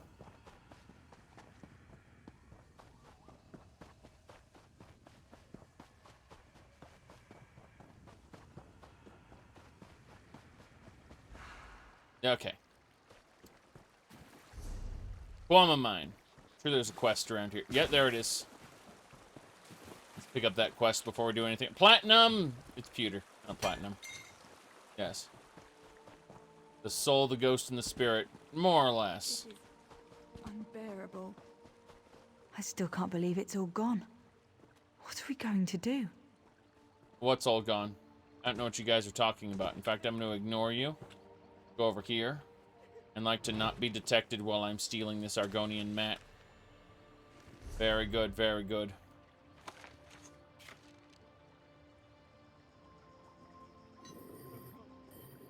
Yes. Well, you should play a Legacy of the Dragonborn run. I have, and I've been playing for over 500 hours, and I'm not done yet. So, it's the last run you'll ever do if you really decide not to update your mods and just run it to exhaust all the content in it. It's amazing.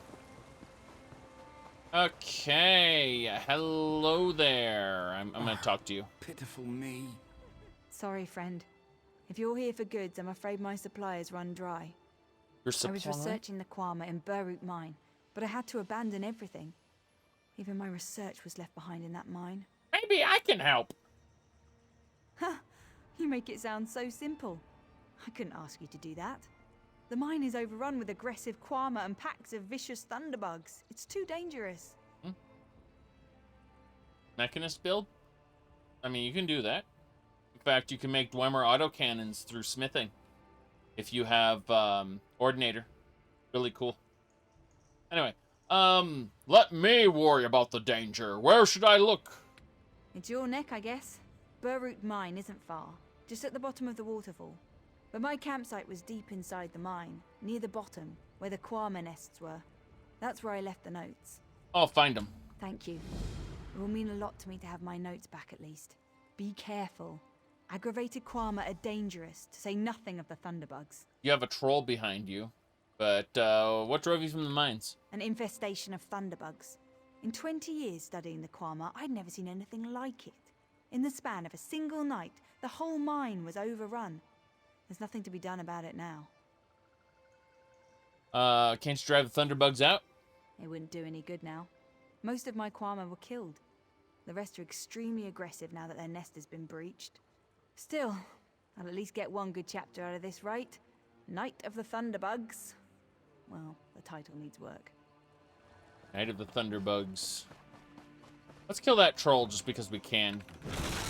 It's an elite, so I want to assert my dominance over the troll. Yes.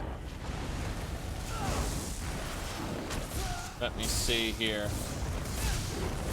Bam, bam, bam. Troll is dead. Very good. That'll do it. I'm at my wits. Yeah, in Skyrim you can use, like, ESL files were created as a part of the Creation Club. They were made so that you could get an infinite number of microtransactions from Blizzard, or at least I think it's like 2,000, like, microtransactions from Blizzard, Bethesda, sorry, Bethesda. I don't know why I was saying Blizzard. So you can get 2,000 microtransactions from Bethesda without it impacting, without, you know, it causing the game to crash or whatever. So, mod makers basically hijacked the ESL format and use it to hold compatibility patches and small mods. Keep in mind that ESL files cannot be very big. They have a size limit, and also they don't handle certain things in the same way. So not every mod can be an ESL file. In fact, a good number of them can't be. However, mod makers have figured out how to replace, they basically keep the ESP file, but you disable it. And then the ESL file calls the ESP file. Therefore, the ESP file isn't in your load order, but it's still being used. That's how they figured out, like, they use ESL-enabled ESP files. It's ridiculous, and it can work. But, if you don't do it just right, it'll ruin your save file, and, that's a very important thing to know. Like, there are people who will be like, I'm gonna add 3 ESL mods mid-playthrough, and their file's corrupted. And they're like, why is my file corrupted?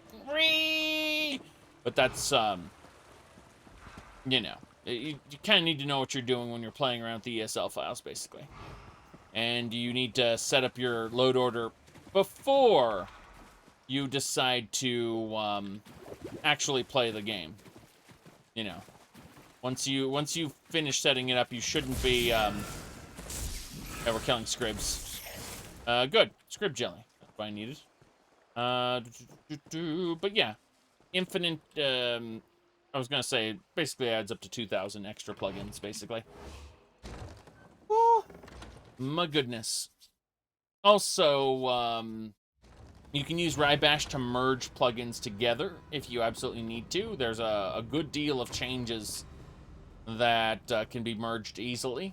Other ones are not a good idea to merge, but things that, like, very simple mods and patches, let me see, you have no idea who changed their files mid-game? A lot of people. In fact, while I was like on episode 3 or 4 of my live streaming series for Skyrim, this most recent one, people told me about how they ruined their save file. Is there any way to fix it? And I'm like, no. You know what's funny?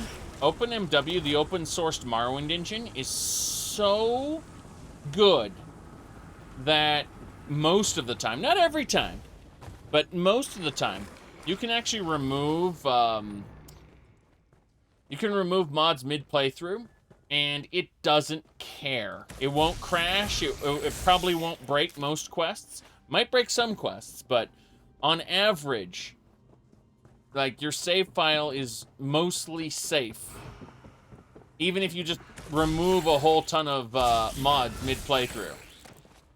That's how stable OpenMW is. The open-sourced Morrowind engine. Yes.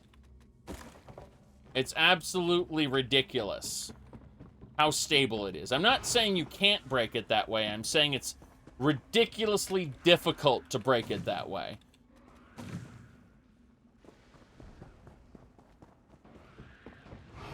Okay. Give me the treasure chest. Oh no. What's happening here? Good.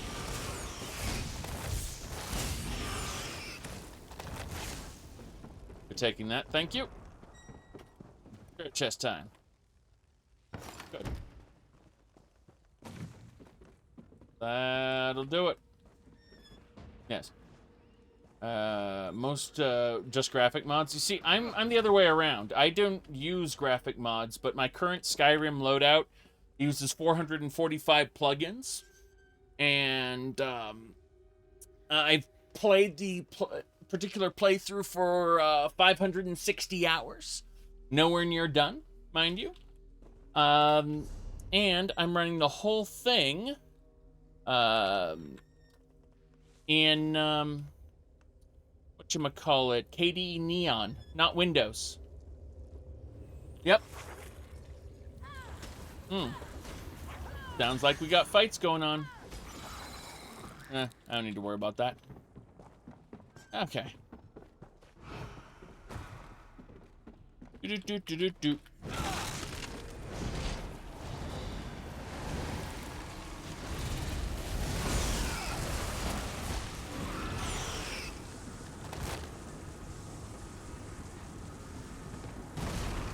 Yeah, I have a couple graphics mods. Nothing as ridiculous as an ENB, mind you. Wouldn't bother with that. I play text-based games from time to time. I give zero shits about how good the graphics are. I actually do care if the art style is internally consistent or not. That would bother me. But, do you mostly PvE normally? This particular character is, we're doing quests. Specifically, a whole quest line. All the quests, actually. But you're asking me, do I PvP? And the answer is, since they ruined serial PvP for the most part, like, so Dark Age of Camelot's PvP was the reason, I know, ESO PvP was good. Have need of a Zap. They, it gets laggier every time they update it. It gets, you know, that they've introduced ridiculous unbalancing things like Daedric relics. They basically ruined what is it called? Hold on. They basically ruined the Cyrodiil PvP. So my desire to do Cyrodiil PvP has kind of vanished. So I'm doing a character playthrough of ESO. Give me a second to finish putting this stuff away. Yeah, it's we're doing quests. This is a questing playthrough specifically. Okay, that'll just about do it. Oh yeah, no. You said, aren't they unable to talk?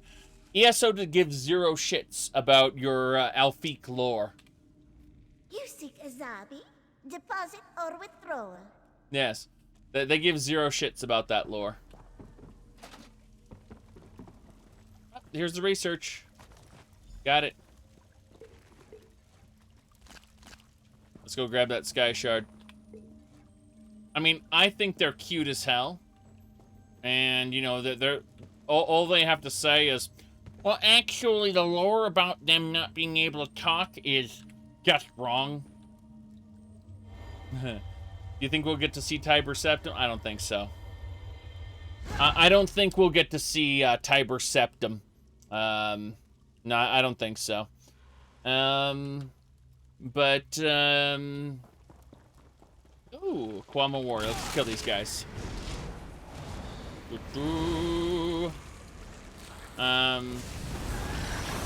Bam. My goodness. I mean, if you want to see some ridiculous Tamriel, check out the Elder Kings mod for Crusader Kings 2. Crusader Kings 2 is free to play, by the way, so you don't have to pay anything to get into the mod, although there are bonus features available for people who buy the DLCs. Elder Kings will allow you to go from this era, where Molag Bal's gates are attacking, well, before this era even, you know, during the Alliance Wars, it'll allow you to go from this point all the way through until the Colovian warlords start trying to conquer Tamriel. So, it is the best and most complete version of Tamriel. Unfortunately, it's also a strategy game, not an RPG. So, keep that in mind. I'm just saying, if you really want to see that kind of time period. Ah, God damn it. Thunderbug.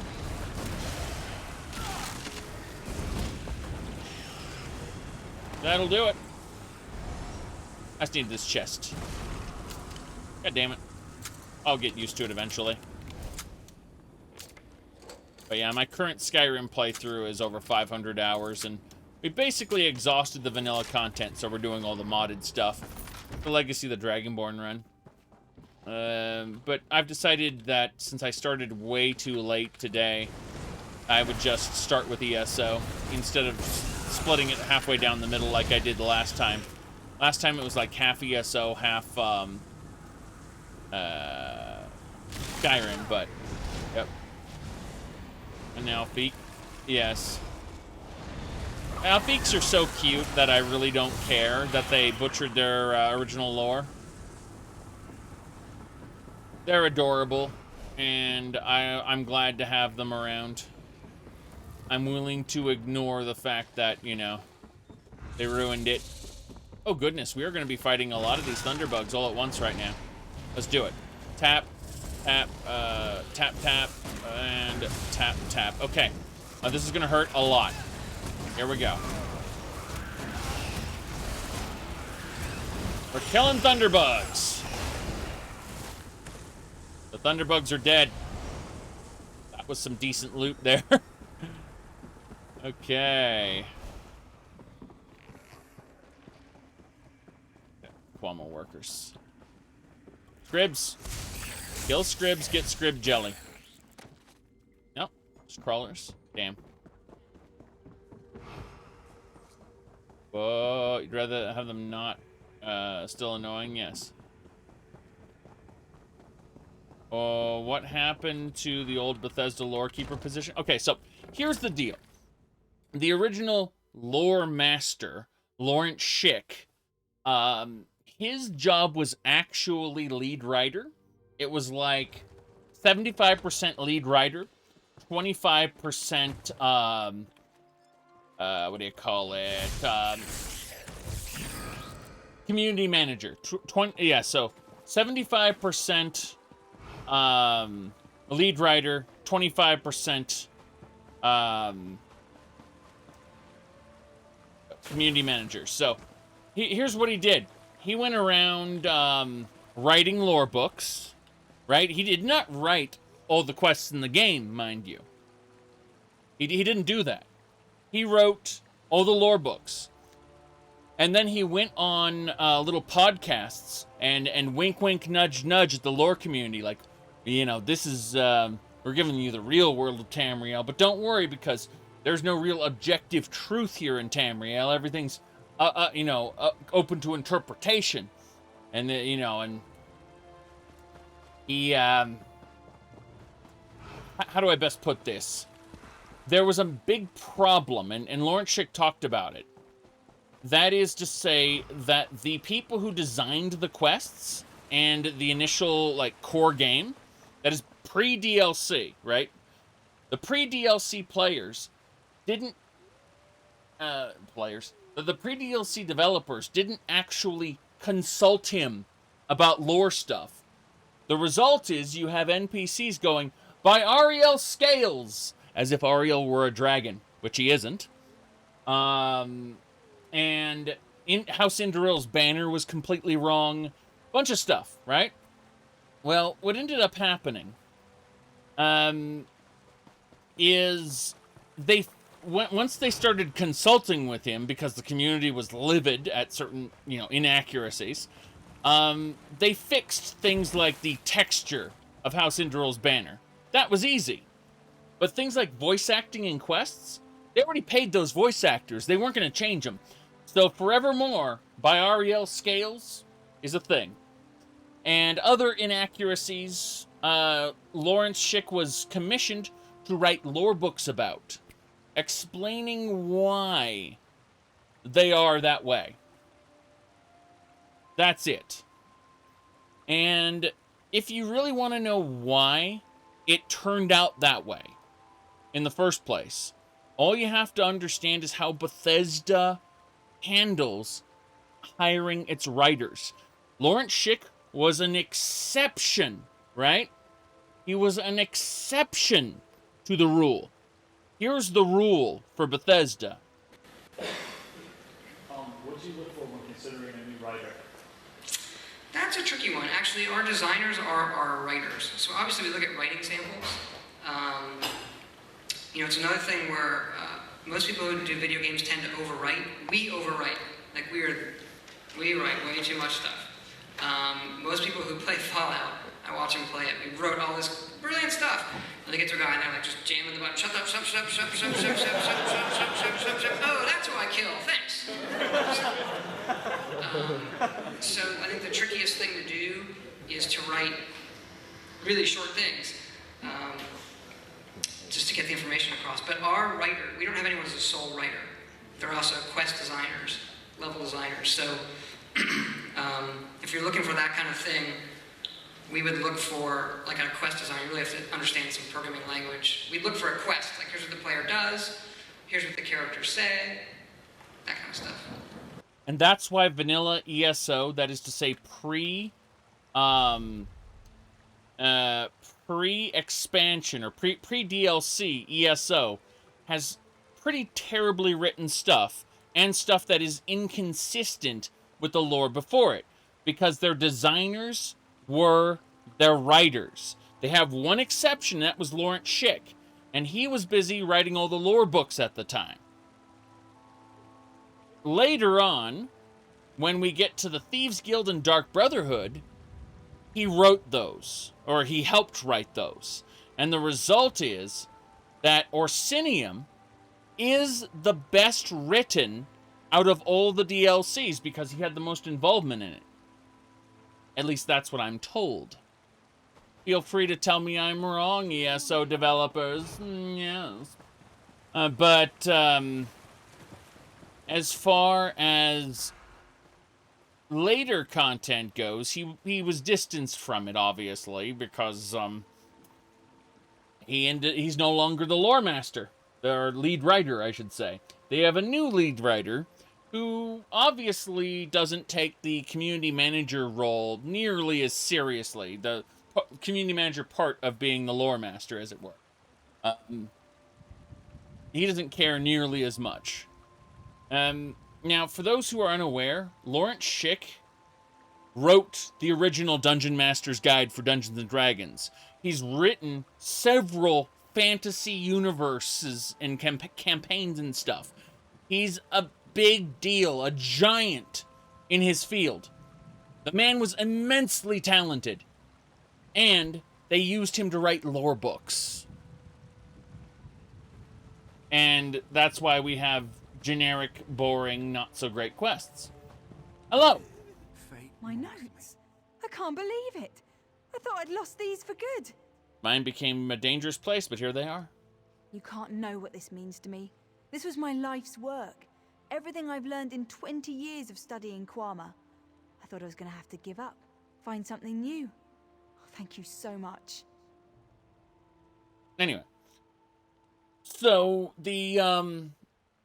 yeah, Lawrence Schick is no longer affiliated with ZeniMax Online Studios.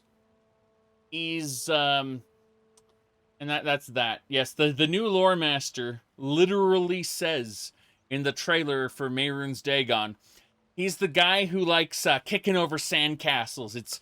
It's really cathartic, you know? And it's just like, wait, what? What? The Daedric Prince of destruction, revolution, and change. And the current lore master boils it down to anarchy kicking over sandcastles. Yeah. Okay, let's go.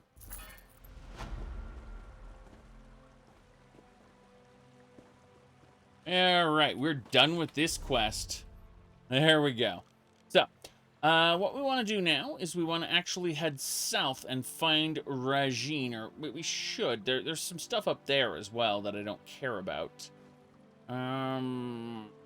Let's look at the Temple of the Eight over here first. That might be fun.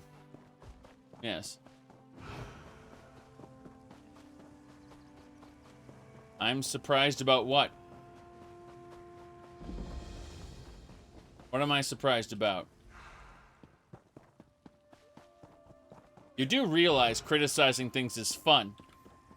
It's why I have such a cheery personality. Alright. The storyteller at Sarandel's carnival. The wood weeps. Can you hear it too? Is that why you've come? What do you mean? They say all wounds heal in time. This is true, even for the Valenwood. Yet some wounds are more grievous than others, and if left to fester, can only bring death. The ruin of Gilvardel suffered so, and the mark left behind is one of rot and decay. What can be done? Each day I carry a vessel of the waters blessed in this shrine, and feed it into that which flows into the darkened veil. Its strength will remind the earth what it once was. But my body grows weak with age, even if my resolve holds. Will you help me? What do you need me to do? Thank you. Take this vial and fill it with the waters from this basin. The water must be taken by the one who carries it. With that done, make for the falls that feed into Gilvardel and pour the water at each crest. Nature will do the rest. Wait, are you talking about the Dovahkiin? The legendary hero? The Dovahkiin. Poor baby born, please don't cry anymore, 'cause your mommy is here, baby born, baby born. When baby born cries, she's thirsty. Let's give her a bottle. Just like a real baby, she's wet her diaper. Baby born, baby born. Okay, let's go. So, you've been alone all this time? My son Earthenor helps me tend the shrine here, but he is young and has a young one's whim. More interested in chasing girls and hunting beasts than the worries of an old one like me. Yet his heart is kind and he is dear to me. I do not blame him. I see. Well, then. You said some people say you're an a-hole. Well, I am. I tend to mock people quite a bit for saying stupid things. Now, admittedly, I'm a hypocrite, and I say a lot of stupid things myself. I'm willing to embrace this and just have fun with it. But people take things very, very seriously. So, you know how it is. All right, let's state the obvious. There's something wrong with me. But then again, I'm streaming gameplay, so there obviously is. All right, let's go. Shrine Basin, grab the water. Okay, we need to dispense some water up in the ruins over here. Oh, good. They're just gonna have us go all the way around. I see how this works. Oh God, there's a world boss there too. We need to go through this area. Yep, we need to go straight through. Wait, is this a dungeon? The Divine Sanctum? Go inside. It's nice. Hello, sir. Refuses to... I'm not a vampire. Oh, you don't care. Okay. Well, if you don't care and no one else is here, I think you should die. I take all your blood! Break through your armor. Ooh. Yes, indeed. I'll be taking that. 250. I can sell that. Let's see. That should be everything. Yeah. Alright, let's just break some stuff down. So, deconstruct all the things. Yes. Deconstruct all the things. It helps us deal with our inventory, which is usually full. So. Our inventory won't be full now once we break down all the things. Or should I say everything but the Ice Staff of Endurance. If this is Ice Staff. Endurance. Oh god, that one's terrible. Don't need the Ice Staff of Endurance. What else? This frees up a lot of inventory slots, though. Fine. Same thing with this. Okay. Should do it. I want to see what's in the water, if anything. No.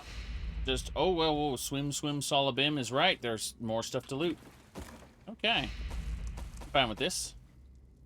So. Good. Good.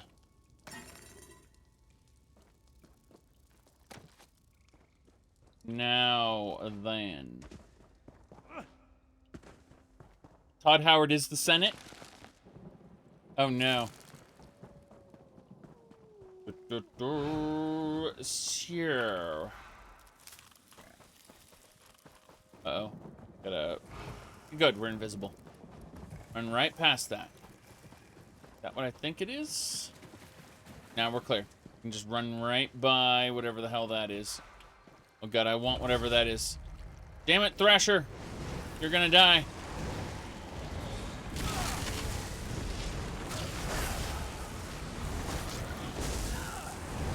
Good. Now I can go grab this ancient scroll of the Dwemer. Level up. Or, no, just some Mage's Guild. Reputation, that's fine. Hold on a second. Did you... That's not true, though. That's not true at all. As we've learned, in reality... And that sometimes it doesn't just work. Okay. So, as I was saying... Nerd. Didn't see that.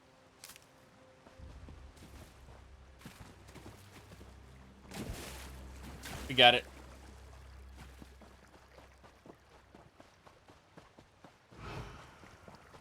The best part is he was selling the beta at the time for Fallout 76. And we know how that turned out. It was a server-side stress test that they used to get people to pre-order. They didn't actually fix any of the major bugs that were found during the quote-unquote beta.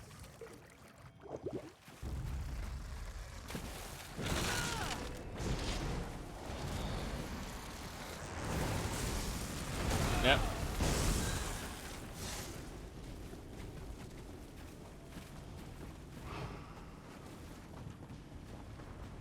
What we got? Nothing? I hear Nernroot. Nernroot makes an annoying noise that you can't escape. Oh, it's a lich! It's an elite lich, too. This area looks amazing. I can't wait to not fight there because I'm not ready to fight world bosses on this character. In order to fight world bosses alone, I have to get a specific set from the Fang layer, and I'm not willing to do that right now. But I'll be able to solo world bosses once I get it. It basically just gives me unlimited magic to stay in blood form all the time. Blood form! Yep,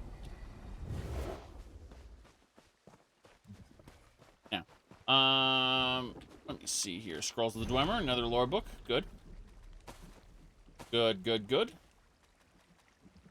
Can't loot those fish. Makes me angry. Alright, so we have to dispense water at specific locations according to the... Yep, blessed water. Or that sealed bottle.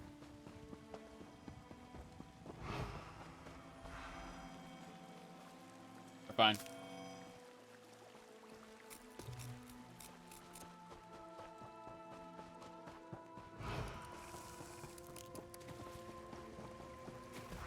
Good. So we just have to pour water at each of these sections. And witness players doing player things. There we go. You there, stranger. Why are you here? I could tell you, but I'm busy mining iron ore. What's up? Who are you? Where is my mother? She always brings the water to these falls. She asked for my help.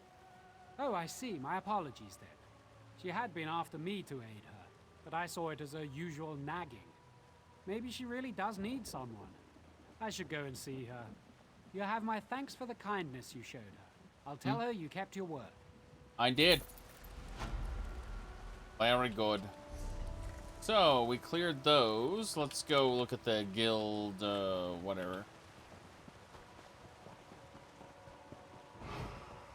There's a quest here. There always. Hello, sir. So, you have come. Her vision holds true. Wait, what? Her vision? Stay your hand and hear my words. Dominion, Pact, Covenant. You're like school children fighting over marbles, while the world around you is on fire. Who are you? What do you mean? I am the most humble servant to the blessed goddess Almalexia. Her divine vision foresaw your coming, as in a dream. We share a common enemy. That does not make us friends, but it does make us allies. Who? The Prince of Schemes, the Harvester of Souls. Do not force me to speak his name. One of his dark anchors has planted itself in the ruins of what was once the town Gilvardel. Those who came to destroy it have gone missing. We must find them. I see. Rightio. So if they oppose Molag Bal, I'll help you look for them. Good. We will set aside differences for the sake of Tamriel. We need to know what happened here. Hold on a second. I'm not ready yet.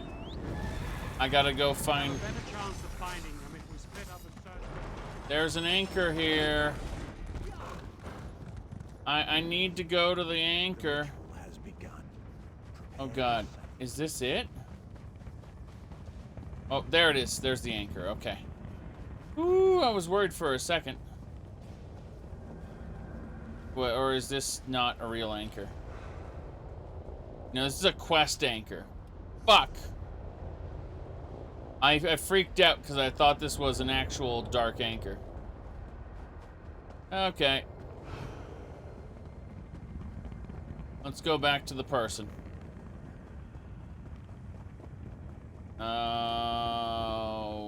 What? Where am I going? I don't know. Should be right here. Cross the bridge. Oh god. Is that not him? You know what? I have an idea. I'm sure this idea couldn't possibly cause terrible repercussions. Certainly not. Abandoned quest. Very good. Now, there should be a, look at the quest man around here somewhere. I just need to find him. So now that we've abandoned the quest, the man should just be around to talk to at some point. So, there he is. See? Let's talk to him again. This time without thinking that that dark anchor is a real thing. Yep. Stay. The print. Good. We will set aside differences for the sake of time. See? It opens as part of the quest. We need to know what happened here. The surviving members of the group sent to destroy the dark anchor will know best. Right. We must split up and search. Sounds good. Tell me more about Almalexia, though. She is our merciful healing mother, divine goddess of the tribunal of Morrowind, who I am sworn to serve. Okay. Though occupied with the war that rages on, her compassion extends to all when it comes to the vile Prince of Schemes. So she sent you to find me. My goddess possesses many gifts, not the least of which is her sight. She saw you were crucial to what must happen here, and that your hatred of the Prince of Schemes burns almost as deeply as her own. Let me see here. We're talking about Almalexia, right? Yeah, we're talking about Almalexia. Got it. Okay. As I was saying, who are the people we're trying to find? Allies, recruited by Almalexia to aid me in opposing the Harvester of Souls, plucked from the best of the Fighters Guild across Tamriel. Every one of them experienced at destroying dark anchors, which is what makes their disappearance so troubling. I see. And the Guild of it? Perhaps you have heard the song in the taverns. O Gilvardel, your name is desolation on my lips. Once a thriving wood elf town was nestled here, full of life and music, until he came. The Harvester of Souls claimed them all, reaping every last soul. Almalexia saw the horror as it unfolded, but could do nothing. Her memory is long, and her compassion burns like the sun. She sent a group of us to destroy the Dark Anchor here. Got it. We have a better chance of finding them if we split up and search different areas. I'll meet you later. Yes, we'll split up. Makes sense to me, I suppose. But first I need to drink some Heartstay tea. Where's my Heartstay tea? There it is. Drink! Okay. Now, go check out this area. Sure, there's nothing wrong with this section as the Dark Anchor opens. Oh god, there's fire and war. No, it's burning darkness. Okay, looks like there's a cave there. Yeah, we're good. Not harvesting the fishing hole. Aldmeri, got it. We're doing it. Ooh. Well, you know the truth about the Neverine, right? Hold on. Yes, I found it. This is important content that people need to know about. So, hold on just a second. Here we go. So, did you know that the Neverine is a promise and a prophecy?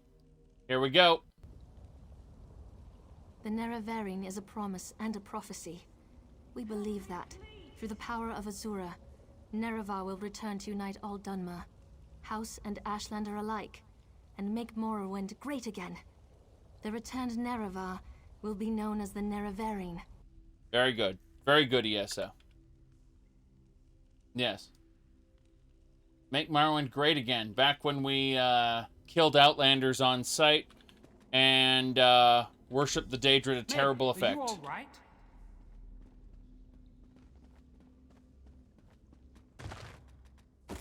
Okay.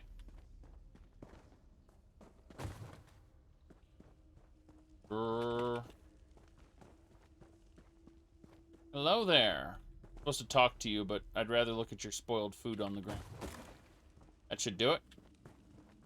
What's up? Please get me out of here. I saw what they did to the others. It is a fate worse than death.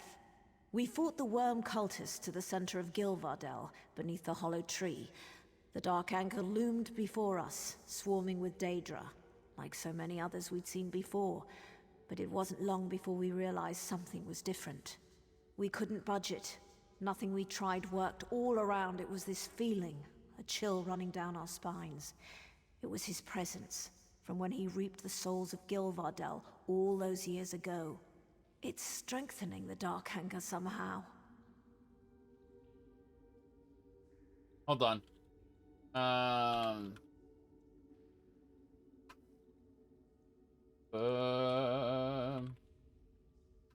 Need to pull this up. I think it was here.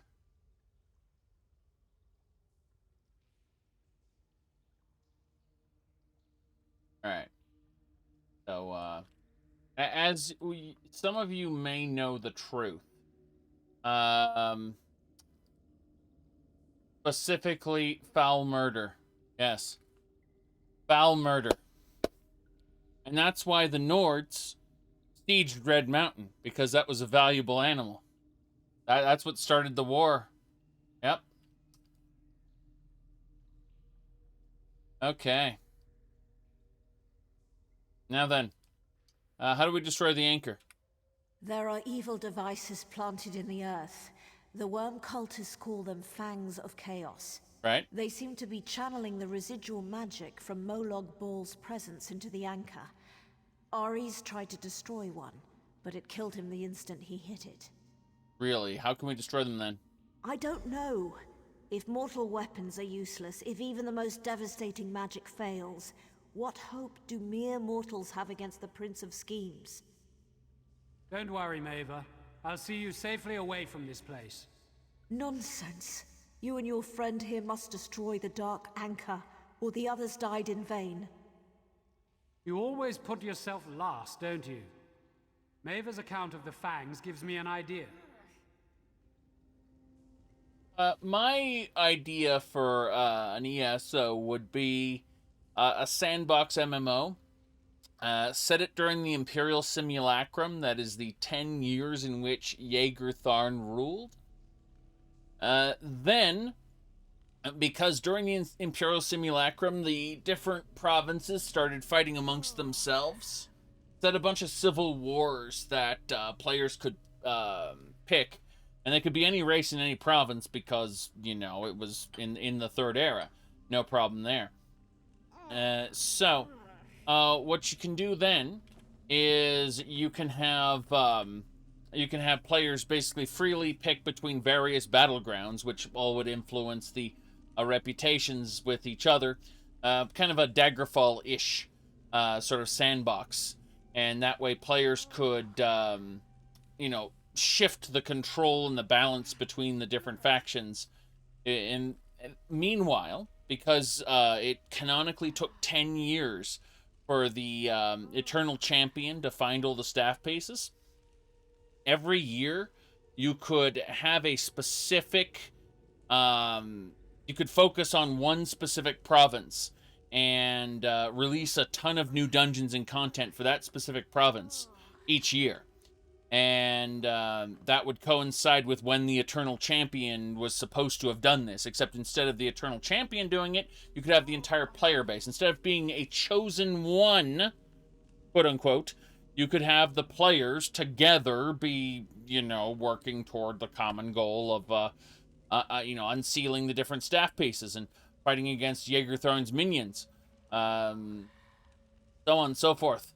And eventually, you know, at the end of the 10 years, you could have everyone, you know, have the Imperial Palace be an actual raid and fight Jaeger Tharn. Then, at the end of that, you can basically do fan fiction, do whatever you want. Have it be completely independent of the pre-existing content, because you've just spun your own alternate world version of the Elder Scrolls. Yes. Anyway. Okay. Right. Anyway. They want, like, Elder Scrolls Online ultimately was a copy of World of Warcraft in the beginning. I know this is for a fact because in the alpha version of Elder Scrolls Online, there was tab targeting and auto attacks. So your character would swing with the sword every like 3 seconds, you know, and be locked onto the target that, you know, you tab targeted to. Then, as great as that sounds, Oh, nice. In 15 minutes, the server's going down for maintenance. That's glorious. All right, well, this is where we call it, I suppose, since the server's going down for maintenance. Damn shame. Damn shame. Anyway, they ended up hiring the guy from Dark Age of Camelot. That is to say, the PvP guy, and that's why ESO PvP turned out to be the way it is. Cyrodiil PvP was the result of Dark Age of Camelot's PvP guy. And that's pretty cool. But, anyway, that's about it. So, as you can see, they're showing us script, saying, we're going to be shutting down the server in a few minutes. So this is super exciting. This is exactly how I want my gameplay. You know, I'm playing through the single-player story, which... it's an MMO, you're supposed to be online with everyone else. Yes, but it's a single-player story. In other words, all of this would have been better served in a single-player game. Kind of like Star Wars The Old Republic. Would have been the same thing. It would have been better as a single-player game. But we're just going to go ahead and quit out here. And we will be back, I don't know, in the morning or something. Not sure. We're going to see how things work out. Anyway, my goal is to continue this particular playthrough for, 2 to 3 more streams. And then I'm going to go back to the Skyrim run. But I really want to finish Grotwood soon. So that I can move on to Greenshade. And then Greenshade to Marble Tor to Reaper's March. And then I finish the ESO main quest and defeat Molag Bal. After which it'll open up Cadwell's Silver, and we'll go to the Daggerfall Covenant in Glenumbra, and repeat the process until we finish that. And then we'll move on over to, what do you call it? Where the hell's this little place? And it should be, this little Bleak Rock Island, and start the process over again once we finish all of that. Then we'll start the DLCs, specifically starting at... where you call it, the Gold Coast for the Dark Brosenhood. Got to go to Anvil, got to go to Kvatch, and Abaz Landing, which is like, I don't know, somewhere around here. Yeah, Abaz Landing for the Thieves Guild. And then once we finish with all of those guilds, that's when we do Orsinium, which is some of the best content in the video game. Point is, we got a lot ahead of us. And we're certainly not doing that anytime today, because the server's going down. Down, down, down to a burning ring of fire. Let me look at something really quick. Checking. Nope, no one's around. Okay, well, in that case... what's it? See if there's anything else I want to do. No, I'm just going to go rest. Bye, everybody.